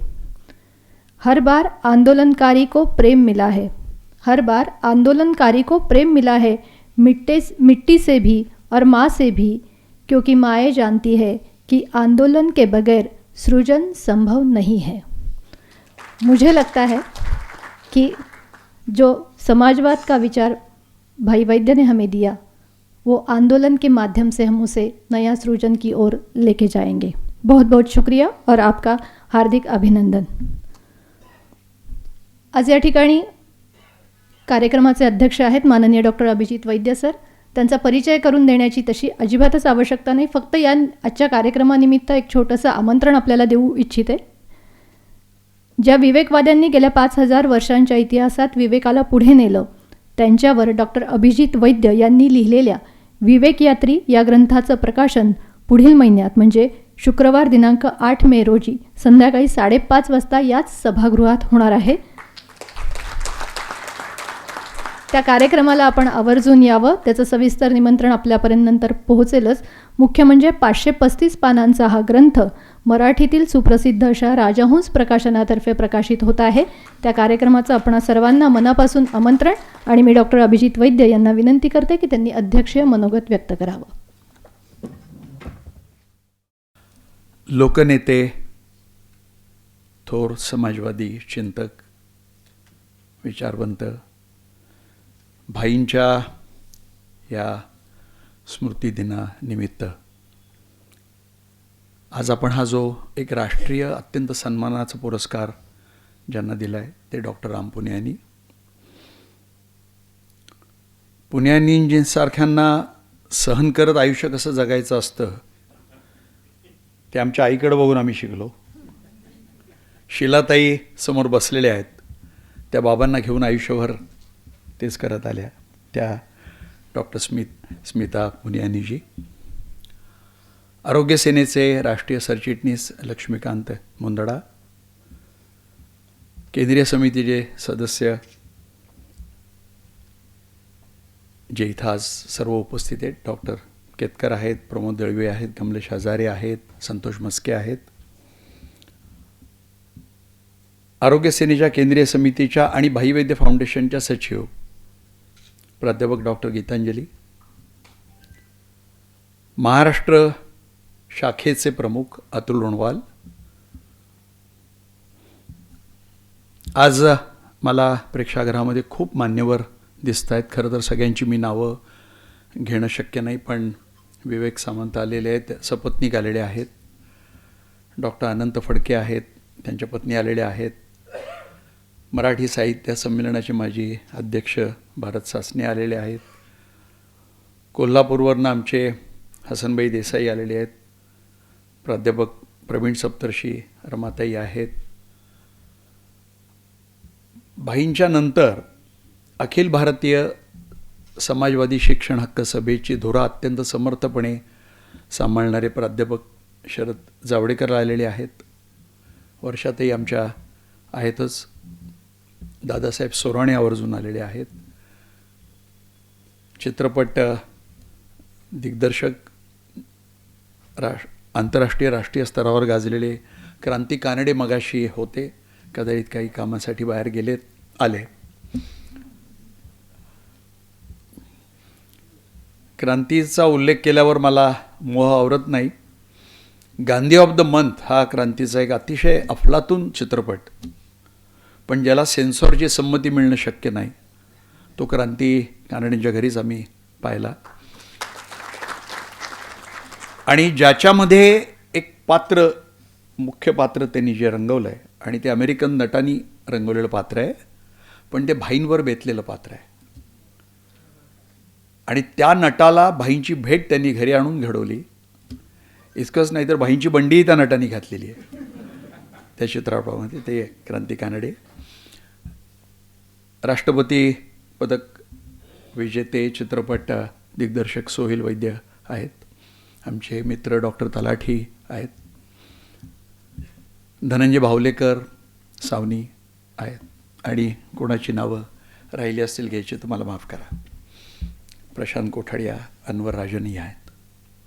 खरं तर मान्यवरांनीच भरलेलं हे सभागृह आहे आज खऱ्या अर्थानं. प्रथम डॉक्टर राम पुनियानीजींचं मी अत्यंत मनापासून अभिनंदन करतो. पहिला पुरस्कार तुम्ही मगाशी जे नाव घेतलं त्या नयनतारा सहगलांना आम्ही दिलेला आहे. त्यावेळेला त्यांची 90 ओलांडलेली होती त्यांनी, आणि त्यामुळे मला त्यांनी कळवलं की मी प्रयत्न करेन डेहराडूनवर नेण्याचा, पण कदाचित मला येता येणार नाही. पण त्यांनी एक अतिशय सुंदर चित्रफित त्यांच्या भाषणाची पाठवली. प्रत्यक्षामध्ये तब्येत थोडी बिघडल्यामुळे ते येऊ शकले नाहीत, आणि ती चित्रफित आम्ही त्यावेळेला इथे दाखवली होती. फार सुंदर हृदय असं भाईंवर आणि समाजवादावर त्यांनी त्यावेळेला भाष्य केलं होतं. नंतरचा पुरस्कार हा रवीश कुमारानं दिला, पण कोविडच्या महासाथीमुळं तो कार्यक्रम होऊ शकला नाही. नंतर डॉक्टर जयसिंगराव पवार जे आत्ताच त्यांचं निधन झालं, आणि ज्यांनी भाईंवर आयुष्यभर अलोट प्रेम केलं, माझ्यावरही अलोट प्रेम केलं. त्यांच्या पत्नी भाईंना थोरले बंधू मानायच्या, असं ते एक फार वेगळं नातं त्या इतिहासकाराशी होतं. नंतर चित्रकर्मी आनंद पटवर्धन नामी हा पुरस्कार दिला. गेल्या वर्षी हा डॉक्टर तारा भवाळकरांना पुरस्कार दिला, आणि यावर्षी डॉक्टर राम पुनियानींना पुरस्कार दिला. आधीचे पुरस्कार आणि तुमचा पुरस्कार याच्यामध्ये एक फार मोठी मध्ये एक गोष्ट आहे. ती म्हणजे आधीचे सर्व पुरस्कार हे डॉक्टर बाबाढावांशी मी चर्चा करून ठरवलेली नावं होती. आणि मला आठवतं की माझ्या स्वभावानुसार पहिल्या पुरस्काराच्या वेळेला मी जेव्हा बाबांशी बोललो आणि मी काही नावं सुचवली, तेव्हा बाबा मला म्हणाले की अभिजित, मला वाटतं जरा परीघ ओलांडून पलीकडे गेलं पाहिजे. आणि मला म्हणाले की अरे त्या कोण रे ज्यांनी पुरस्कार वापसीची मोहीम चालू केली? म्हणलं नयनतारा सहगल, त्यांना आपण पुरस्कार देऊ. माझा परिचय नव्हता, पण त्यांच्यापर्यंत पोहोचलो आणि त्यांनी अत्यंत आनंदाने हा पुरस्कार स्वीकारला. त्यानंतरची सर्व नावं ही बाबांशी चर्चा करून आम्ही ठरवत गेलो. विविध क्षेत्रातले लोक आवर्जून निवडले. साहित्यिक, लोकसाहित्याचे अभ्यासक, इतिहासकार, चित्रकर्मी. त्यामुळं भाईंचा पुरस्कार देताना ती व्यक्ती त्या अर्थानं समाजवादी परिघातलीच असली पाहिजे किंवा समाजवादी पक्षाशीच संबंधित असली पाहिजे हा निकष लावायचा नाही, हे बंधन माझ्यावर बाबांनी त्याच वेळेला घालून दिलं.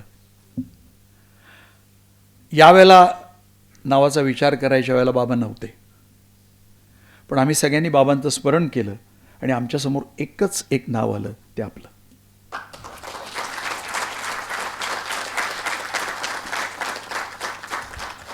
अर्थात तुम्हाला ऐकत कित्येक वर्ष आलेलो आहे. प्रत्यक्ष तुम्ही मी तसे समोर कधी आलो नाहीत, पण निन्या चित्रफितीतनं आणि निन्या तुमच्या लिखाणातनं सतत तुम्हाला भेटत आलेलो आहे आणि तुमच्या मांडणीने सतत प्रभावितच होत गेलेलो आहे. तुमचा प्रवास अद्भुत आहे. म्हणजे MD मेडिसिन केलेली व्यक्ती IITच्या त्या जैववैद्यक क्षेत्राकडे जाऊन तिथे कित्येक वर्ष, काही दशकं तुम्ही काम करणं आणि हे सगळं करत असताना इतिहासाकडं वळणं आणि तो इतिहास पुढे नेत असताना पुरोगामित्व जपत जाणं, या देशाच्या धर्मनिरपेक्षतेचा प्रत्येक धागांधागा आमच्यासमोर उलगडून ठेवत जाणं आणि हे धागे कसे उसवले जात आहेत, किती असत्य पद्धतीने मांडले जात आहेत हे आम्हाला समजून सांगणं, हे एक अतिशय अद्भुत असं तुम्ही काम आयुष्यभर करत आलेलं आहात. स्वाभाविकपणे की भाई त्या अर्थाने इतिहासकार जरी नसले तरी भाईचं एक वैशिष्ट्य होतं, भाईचं अफाट वाचन होतं आणि ते प्रचंड चौफेर आणि व्यासंगी असं वाचन होतं. ते भारतीय साहित्या पलीकडे जागतिक साहित्याच्या अनेक अंगांना स्पर्श करणारं होतं, त्याचा मी साक्षीदार आहे. त्यामुळं भाईंचा नावाचा पुरस्कार देताना आम्हाला हा विचारच करावा लागतो की त्या व्यक्तीनं अगदीच भाईंचा समाजवादी पक्ष पुढे नेला पाहिजे किंवा तोच विचार पुढे नेला पाहिजे हा हट्ट आम्ही धरायचा नाही. भाईंचा एकूण व्यापक विचार ती व्यक्ती कसा पुढे घेऊन जाते आणि देशातल्या आव्हानांच्या काळामध्ये ती व्यक्ती त्याला कशी भिडते. आज देशामध्ये आपल्या इतकं उचित नाव त्यासाठी असू शकत नाही.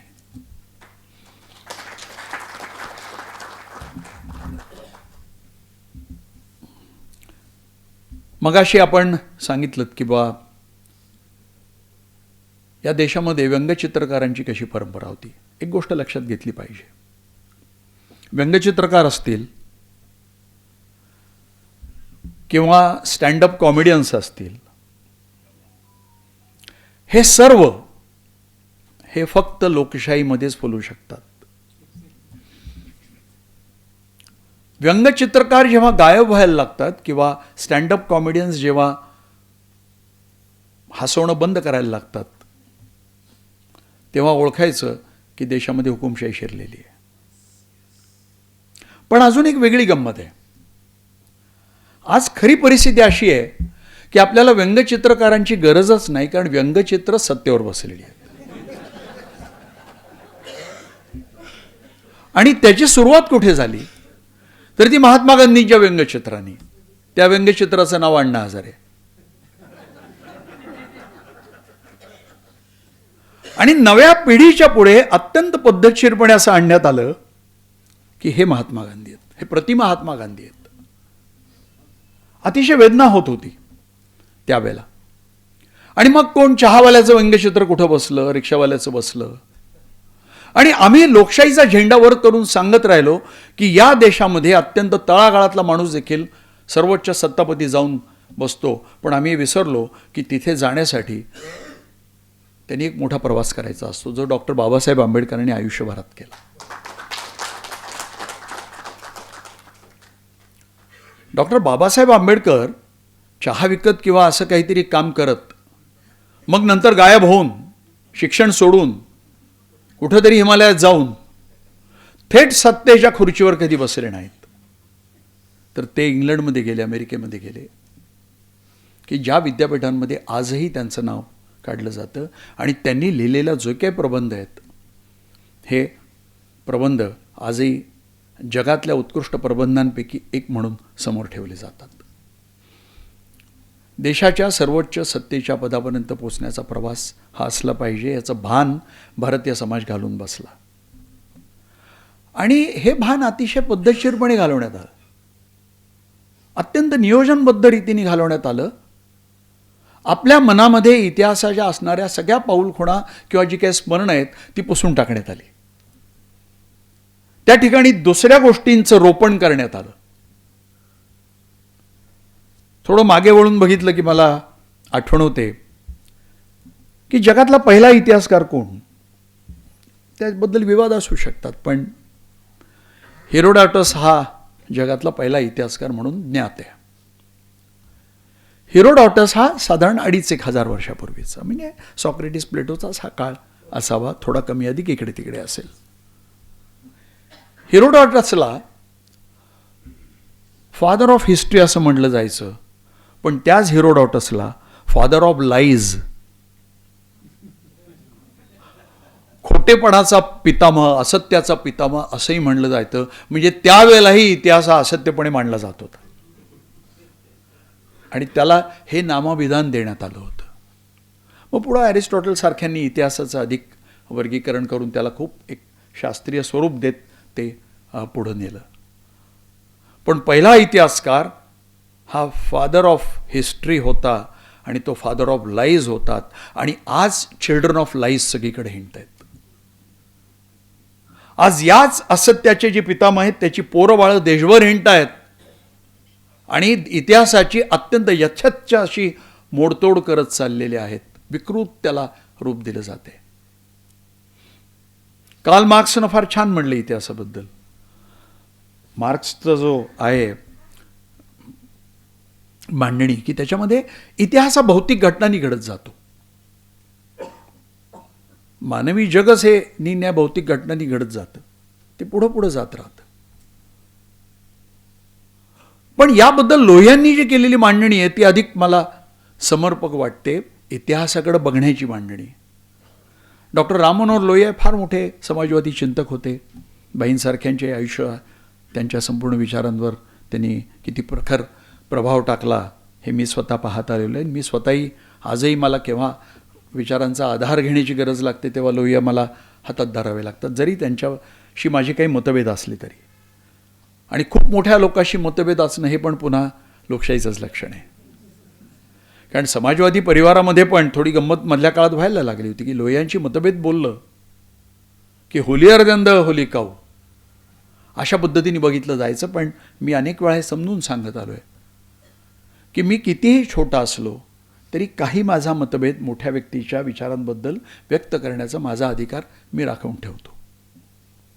कारण काळ बदलतो. कदाचित आज लोहिया असते तर ते फार वेगळे दिसले असते. लोह्यांनी कदाचित आज खूप वेगळ्या भूमिका घेतल्या असत्या, वेगळी मांडणी केली असती. कारण लोह्यांना जर आपण ओळखत असू तर लोह्यांचं प्रवाही पण आपल्याला लक्षात घेतलं पाहिजे. आणि इतिहासाबद्दल त्यांनी तेच म्हटलंय की इतिहासाची पाश्चात्य मांडणी जी आहे ती म्हणजे इतिहास म्हणजे कुठलंही सूत्र नसणारे घटनाक्रम.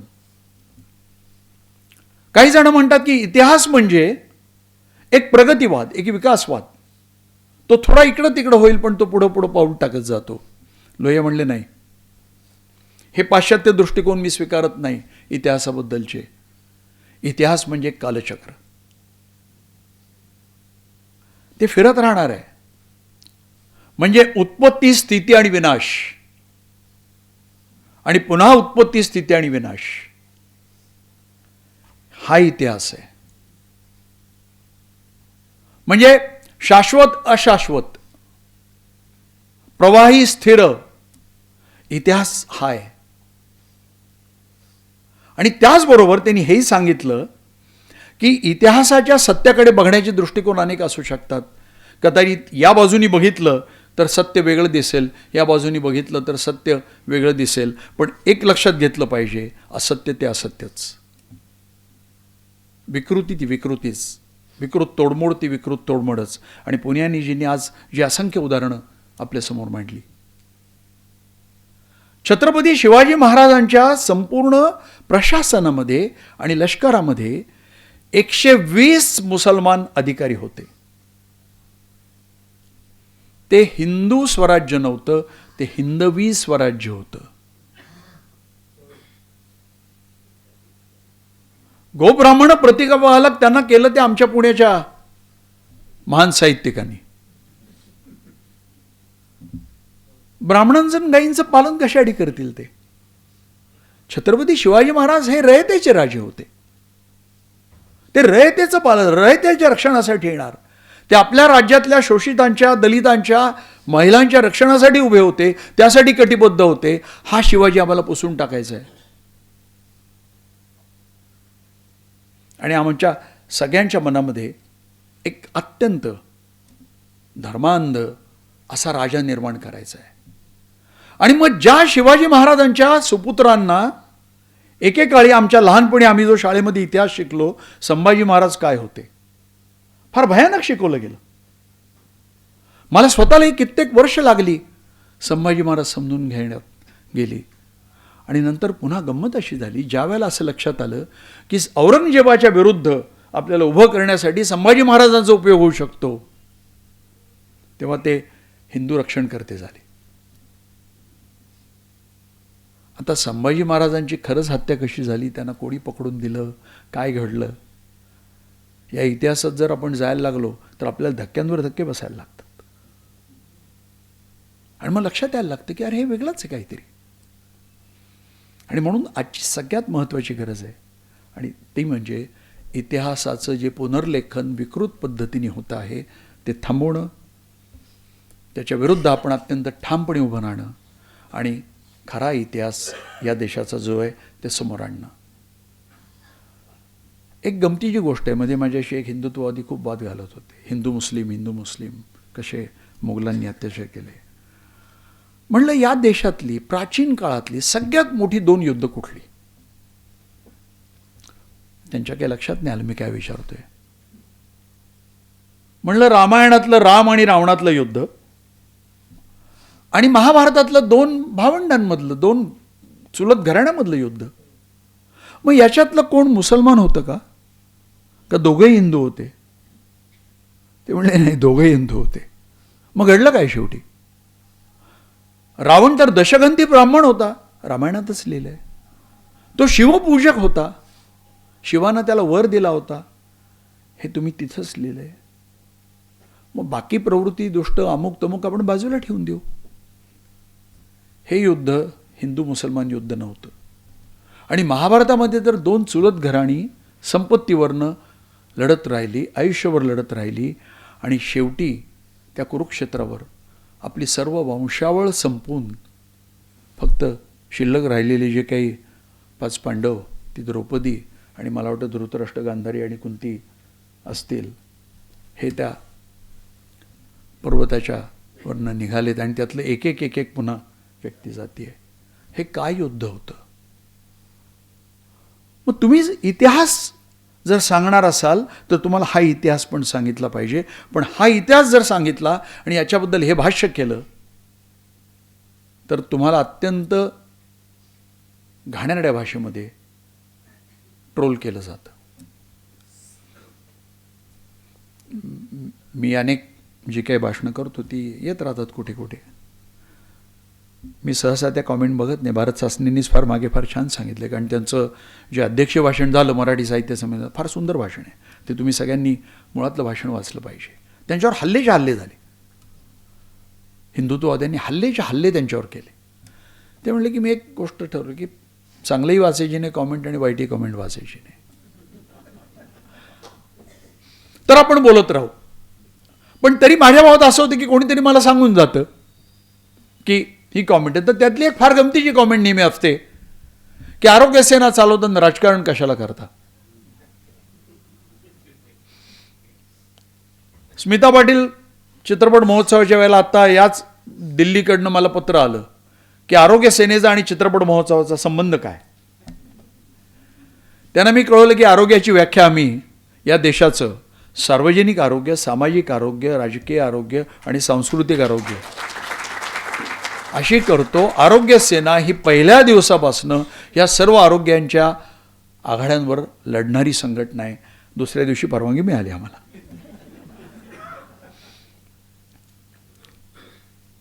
राजकारण करतो म्हणजे काय? जीवन राजकारणाशिवाय अपूर्ण आहे. राजकारण खेळणं वेगळं आणि राजकारणाबद्दल सजगतेने काही भाष्य करणं वेगळं. या 2 गोष्टीतली आता रेषा धुसर करून टाकण्यात आलेली आहे, पूर्णपणे धुसर. आणि आपल्याला तुम्ही राजकारण का करता? तुमचा काय संबंध या गोष्टीशी? एकाने मला लिहिलंय की हे सगळं उद्योग करण्यापेक्षा जरा जाऊन गरिबांची सेवा करा. आरोग्य सेनेच्या प्रमुखाला त्यांनी कळवलंय. गेल्या 30 वर्षामध्ये लातूरच्या भूकंपापासून ते परवाच्या पंजाबच्या पुरापर्यंत आरोग्य सेनेची पथकं त्या ठिकाणी जाऊन हजारो रुग्णांवर फुकट उपचार करून आलेली आहेत. आत्ता आम्ही जाऊन आलो पंजाबला, काही लाख रुग्णांवर आत्तापर्यंत उपचार केलेत, काही कोटी रुपयांची औषधं वाटली आहेत. आणि हे सगळं सरकारी पैशाला हात न लावता केलेलं आहे. कुठल्या मोठमोठ्या उद्योगपतींकडे आमच्याकडे पैसे येण्याचा प्रश्नच येत नाही. बाहेरचा निधी, परराष्ट्रातला निधी घ्यायचा नाही हा मी ठरावच करून टाकलाय. त्यामुळे FCRA ची परवानगीच आम्ही घेतलेली नाही. मग जर आम्हीच आमच्या पैशानं आमच्या हितचिंतकांच्या बळावर स्वतः आमची सगळी कामं टाकून, मग नेपाळ असो, लडाख असो, काश्मीर असो, केरळ असो, तामिळनाडू असो, ओरिसा असो, हजारो रुग्णांवर उपचार करून येतोय. अरे मूर्खांनो, तेवढं तरी माहिती करून घ्या ना. पण त्यांना माहिती करून घ्यायचं नसतं. त्यांना तुमचं तोंड बंद करायचं असतं. आणि जेव्हा तुमचं तोंड बंद होत नाही असं त्यांना दिसायला लागतं, तेव्हा त्यांचा चिडचिडाट व्हायला सुरुवात होते. तुम्ही सत्य सांगितलेलं त्यांना नको आहे. हिंदू राजांनी अनेक हिंदू मंदिरं पाडली आणि मुसलमान राजांना अनेक हिंदू मंदिरांना देणग्या दिल्या, हे सत्य त्यांना नको आहे. मी तुम्ही मगाशी जे उदाहरण सांगितलं की राणा प्रतापांचा पराभव झाला असं तिथं लिहिलेलं पाहिल्यावर त्यांनी सांगितलं बदलून टाका. पुण्यानी जी आता तर मोगलांनी या देशात राज्य केलं ही गोष्टच काढून टाकायचं ठरलेलं आहे. हा इतिहासच ठेवायचा नाही. आणि तुम्ही या पद्धतीने इतिहास जर पुसून टाकणार असाल तर कधीही भलं होणार नाही. म्हणजे त्यांना हे करायचंय की इतिहासाची मोडतोड करायची, तो मोडलेला इतिहास घेऊन वर्तमान ताब्यात घ्यायचं आणि ते वर्तमान ताब्यात घेऊन या देशाचं भविष्य घडवायचं, हे नियोजन आहे. या देशाचं भविष्य खोट्या इतिहासावर उभं राहू शकत नाही.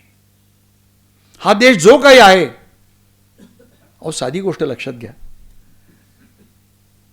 आत्ताही इराणी कॅफेमध्ये प्रचंड गर्दी आहे, तुडुंब भरलंय ते.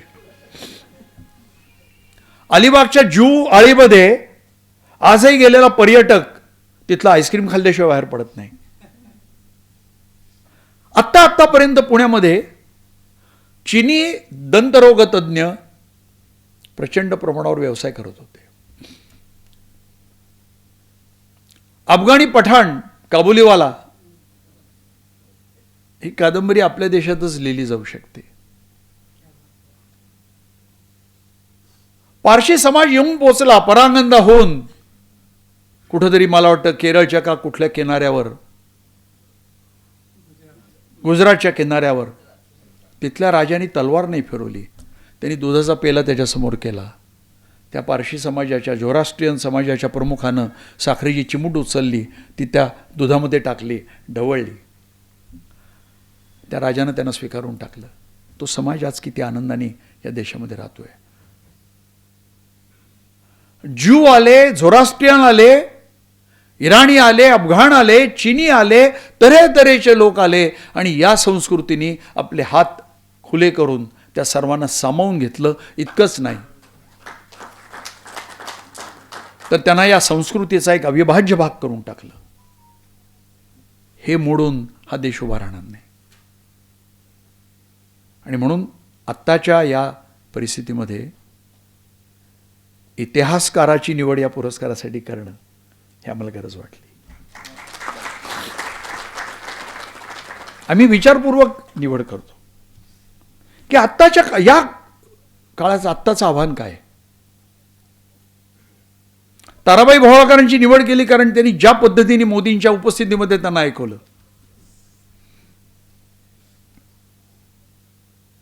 दिल्लीला ते ऐकलं. दुसऱ्या दिवशी बाबांचा मला सकाळी फोन आला. आम्ही नावासाठी थोडे चाचपडत होतो. बाबा म्हणले, तू ताराबाईंचं भाषण ऐकलंस का? म्हणलं बाबा माझ्या मनात तेच आलंय. आपल्याला अर्थात ताराबाईंचा समाजवादी परिवाराशी केवढा घनिष्ठ संबंध होता हा इतका मलाही माहिती नव्हतं. तो त्यानंतर आला. बाईंना त्या अनेक वेळा भेटलेल्या होत्या. पण हा भाग वेगळा.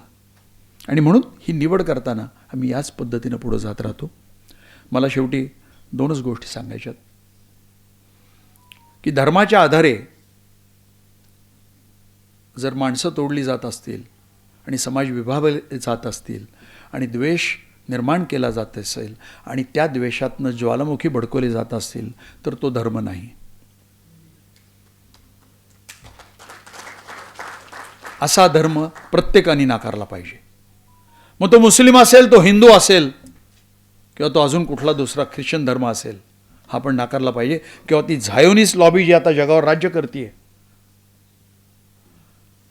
म्हणजे माफीवर कालपर्यंत सांगत होते, त्यांची मांडणी होती पुण्यभू आणि मातृभू. आता आम्हाला कळलं इस्रायल आमची पितृभूमी आहे. आपले ते नॉन बायोलॉजिकल गेले तिकडं, ते कुठेही कधीही नसलेलं एक नवं पदक त्यांच्या गळ्यात घालण्यात आलं. ते आत्तापर्यंत इस्रायलच्या इतिहासामध्ये असा पुरस्कारच नव्हता. मग नॉन बायोलॉजिकली तो गळ्यात घालून घेतला. आणि इस्रायलच्या नेसेट म्हणतात त्याला, लोकसभा जी आहे,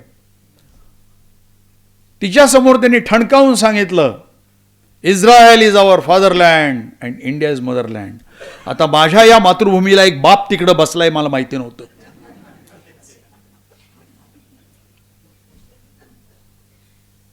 भयानक आहे. आणि हे ते बोलून देखील देशामध्ये चीड लोकांमध्ये नाही आहे. आणि जेव्हा सत्ताधाऱ्यांच्या या अशा वागण्याची चीड जनतेतनं नाहीशी व्हायला लागते, तेव्हा तो समाज मुरदाड झाला आहे असं समजावं लागतं. आणि अशा देशामध्ये हुकुमशाही आलेलीच असते, पण ती काही दिवसांनी अत्यंत अधिकृतरित्या येणार असते. त्याच्या पाऊलवाटा असतात त्या. त्याच्याही पुढे जाऊन come what may will stand with Israel. 1,00,000 लोकांची हत्या केलेला तो नेतान्याहू तिथं शेजारी बसलेला आहे. आणि त्या पार्श्वभूमीवर अमेरिकेतल्या लोकांचं कौतुक वाटायला लागतं. परवा जवळजवळ अमेरिकेमध्ये 3200 ठिकाणी जवळपास 90 लाख ते 1 कोटी लोक, अमेरिकेची लोकसंख्या लक्षात घेता, आकडा काय तो लक्षात घ्या तुम्ही, रस्त्यावर उतरली माणसं आणि विदूषका सत्ता खाली कर, नो किंग्ज. आणि त्यांनी जे जे काही ट्रम्पच्या प्रतिकृती फिरवल्यात त्या तुम्ही इंस्टाग्रामवरच सगळ्यांनी खरं तर बघायला पाहिजेत. आपल्या देशात हे घडू शकतं का? अपमान झालंय काय या देशाला? तर सगळ्यात महत्त्वाचं कारण म्हणजे ह्या सगळ्यातनं अंतिमतः डॉक्टर बाबासाहेब आंबेडकरांनी दिलेलं आपल्या हाती जे संविधान आहे ते संपवण्याचं खऱ्या अर्थानं षडयंत्र आहे. तिथं मनुस्मृती आणायची आहे. मनुस्मृतीची भलावण करणाऱ्या एका हिंदुत्ववादी बाईंना मी प्रश्न विचारला, म्हणलं मनुस्मृती वाचलीस का तू? आणि त्या मनुस्मृतीमध्ये स्त्रियांबद्दल जे लिहिलंय ते तू वाचलेस का? नाही म्हणली, मनुस्मृती वाचली नाही मी. बरं म्हणलं गीता? नाही, 13वा अध्याय फक्त पाठ आहे. बरं मग काही चुकून मागून वेदांची काही भाषांतर? म्हटलं ते अक्षरधारामध्ये मिळतात वेदांची मराठी भाषांतर. 4 वेदात हिंदुत्ववाद त्या अर्थाने कुठेच नाही आहे, उपनिषदांमध्ये नाही आहे. निराकार परमेश्वराची मांडणी आहे ऋग्वेदामध्ये. मग हे आलंय कुठनं सगळं? तर हे एक विशिष्ट समूह पुढे घेऊन निघालेला आहे. आणि त्याला ब्राह्मण्यवादी म्हटलं पाहिजे, आपल्याला मनुवादी म्हटलं पाहिजे. ब्राह्मण आणि ब्राह्मण्यवाद ह्याच्यात फरक आहे. आता माझ्या वैद्य आडनावाचा मला काही वेळेला फायदाही होतो आणि काही वेळेला तोटाही होतो. काही पेशंटना एकदम प्रेम वाटतं, नाही ते आपलं कसं असतं वेगळंच असतं.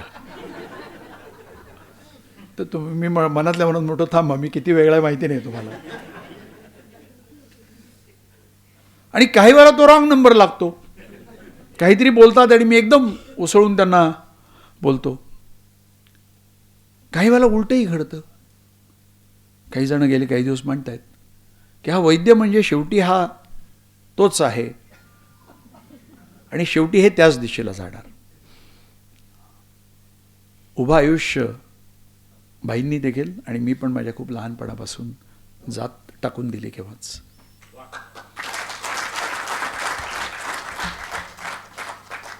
दहावीमध्ये होतो, बाई तुरुंगात होते. महाराष्ट्रात जातीत पहिला आलो. फार मोठा सत्कार मुंबईला होता. सत्काराचं पत्र, आता एवढा भव्य सत्कार, खूप मोठं त्यावेळेसचं, म्हणजे तेव्हा 5,000चं बक्षीस आणि फर्स्ट क्लासनी जाणं येणं वगैरे वगैरे वगैरे. शांतपणे ते पत्र घेतलं. एक पत्र स्वतः लिहिलं की मी जात सोडली असल्यामुळे जातीचा पुरस्कार घेऊ शकत नाही. आमच्या घरात सगळे आंतरजातीय आंतरधर्मीय विवाह आहेत, ते सर्व नोंदणीबद्ध. आणि असं झाल्यावर जर कोणी मला आडनावावरनं ब्राह्मण म्हणून जर मला म्हणत असेल की शेवटी तुम्ही तेच आहात, तर हा माझा अपमान नाही आहे. तो जातीअंताकडे जाण्यासाठी जे जे आयुष्यभर धडपडत आले त्यांचा अपमान आहे, हा बाईंचा पण अपमान आहे. आणि म्हणून मी अशा सगळ्या लोकांना सांगतो की हे करू नकात. कारण ब्राह्मणांमध्ये चार्वाकवादी ब्राह्मण होतेच की, बहुसंख्येत ते ब्राह्मणच होते. आणि त्यांना काय भोगायला लागलं? जवळपास नष्ट करून टाकण्यात आलं, त्यांना संपवून टाकण्यात आलं, त्यांचं साहित्य संपवून टाकण्यात आलं. लढत राहिले ते प्रखर बुद्धिवाद आणि विवेक घेऊन ते लढत राहिले. त्या परंपरेचे आम्ही पाईक होत आणि बाईंनी हीच परंपरा आमच्या पुढं घालून दिली आहे. जमातवाद, जागतिकीकरण, जातीयवाद हे 3 धोके बाईंनी केव्हाच ओळखले. पण त्याचबरोबर अत्यंत महत्त्वाची गोष्ट शेवटच्या काही दशकं बाईंनी जी केली ती म्हणजे शिक्षण हक्काची चळवळ. आता काँग्रेसचं तेवढं डोकं ठिकाणावर असतं तर सर्वांसाठी मोफत गुणवत्तापूर्ण समान शिक्षण केव्हाच करून मोकळे झाले असते. आज हे चित्र दिसलं नसतं. दुर्दैवानं तेवढी समज काँग्रेसकडेही नव्हती. आता तर ही गोष्ट घडण्याची शक्यताच नाही. आता नव्या पद्धतीने पुन्हा जाती व्यवस्था नवी जन्माला घातली जाते आणि आपण या आव्हानाच्या उंबरठ्यावर आता उभे आहोत. मला वाटतं की आपण सगळ्यांनी सगळ्यात पहिली गोष्ट पुण्यानीजींनी सांगितली ती म्हणजे संविधानाचं रक्षण करण्याची शपथ घेतली पाहिजे. या देशाला कोण वाचवू शकेल तर ते नुसतं पुरोगामित्व, धर्मनिरपेक्षता, लोकशाही समाजवाद, बुद्धिवाद, विवेकवाद एवढीच मूल्य वाचवणार नाही आहेत. समता, न्याय ही मूल्य वाचवणार नाहीत. कारण ही सगळी मूल्य भारतीय संविधानामध्ये बाबासाहेबांनी आपल्या हातात दिली आहेत. एक लढण्याचं जबरदस्त हत्यार आपल्या हातात दिलं आहे, त्याचं रक्षण करणं हेच आपलं काम आहे. आणि आज या कार्यक्रमाच्या निमित्ताने आपण सर्वजण ठामपणे हेच ठरवूयात की या संविधानाचं आम्हाला रक्षण करायचं आहे. धन्यवाद.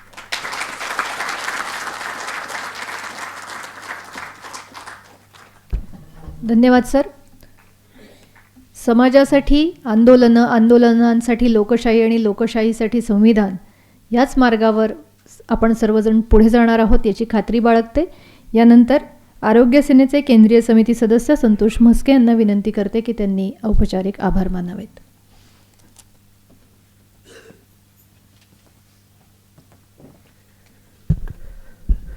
आदरणीय प्राध्यापक राम पुण्याजी सर, आपल्याला लक्षात आलं असेल की हा पुरस्कारासाठी आपली जी निवड जी करण्यात आलेली आहे की आदरणीय भाई वैद्य यांनी ज्या संविधानाच्या महात्मा गांधी, महात्मा फुले आणि डॉक्टर बाबासाहेब आंबेडकर यांच्या ज्या मूल्यावरती, विचारावरती त्यांनी आयुष्यभर जो एक पादक्रम केलेला आहे, त्या पादक्रमावर जे चालतात अशाच व्यक्तींची आणि त्या विचाराने आज शेवटपर्यंत कोणत्याही जरी मोदी किंवा कुठलंही सरकार असलं तरी त्या विचारावर ठामपणे आज पादक्रम करत आहेत आणि त्या विचाराचा हा गौरव आहे. म्हणून आपली निवड यासाठी या समितीने करण्यात आलेली आहे. आणि आपण सांगितलं की इतिहासाचं विद्रुकीकरण, सत्यवित्यास सांगणारं, कारण आपली परंपरा आणि वारसाच संपवला की मग हे विद्रुपीकरण करणं सोपं होतं असं त्यांना वाटतं. आणि म्हणून आपण जे इतिहासाच्या ह्या मूल्यावर आधारित जे संशोधन आणि जे मूल्य करून जे आजपर्यंत करतायत तर याचं हे प्रतिबिंब आहे.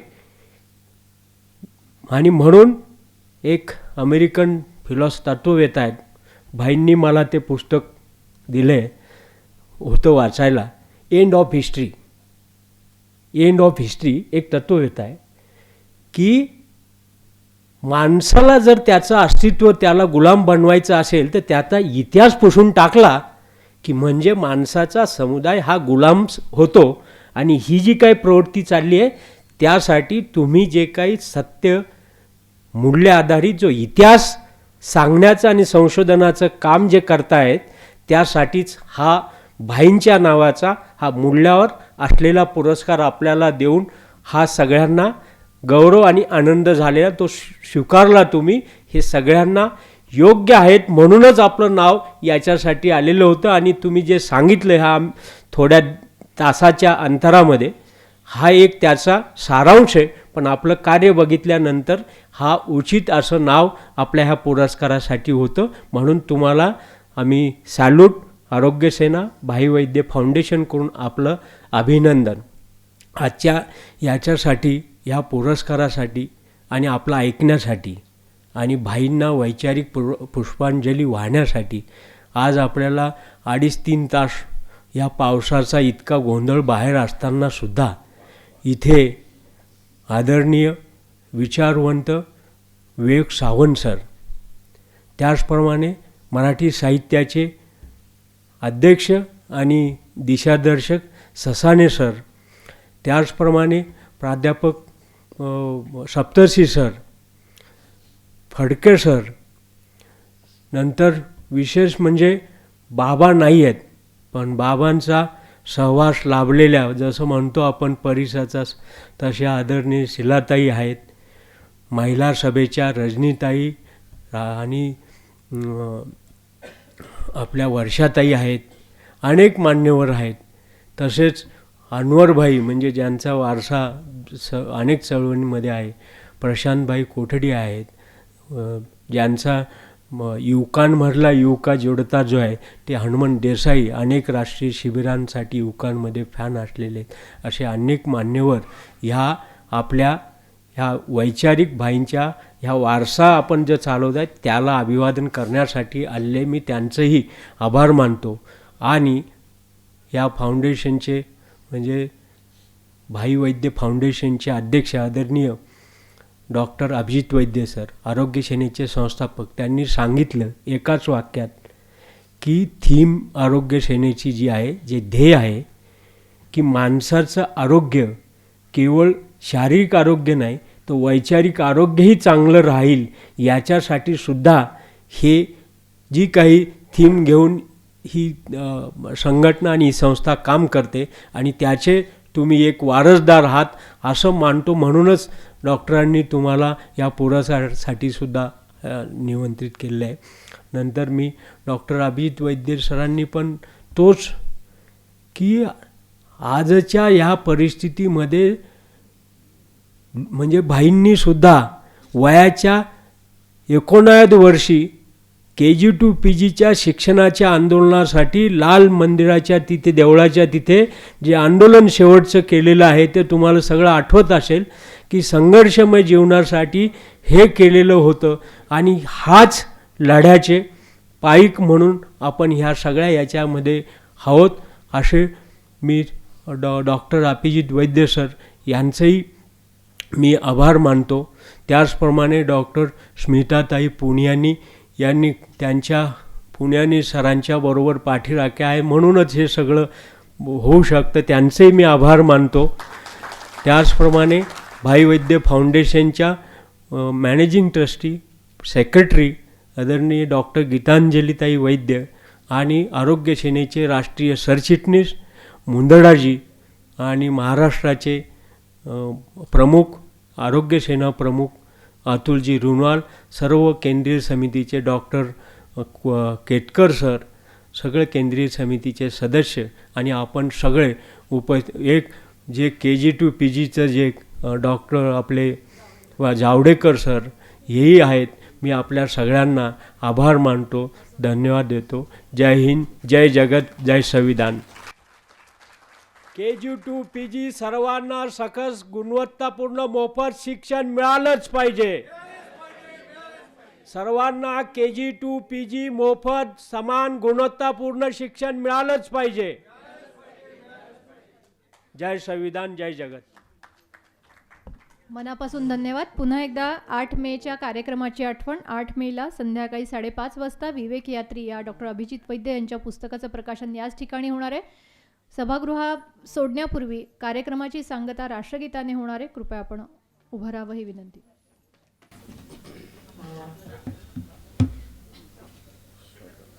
जनगण मन अधिनायक जय हे भारत भाग्य विधाता, पंजाब सिंध गुजरात मराठा द्राविड उत्कल वंग विंध्य हिमाचल यमुना गंगा उच्छल जल भितरंग तव शुभ नामे जागे तब शुभ आशीष मागे गाए तव जय गाथा जनगण मंगलदायक जय है भारत भाग्य विधाता जय है जय है जय है जय जय जय जय है भारत माता की जय.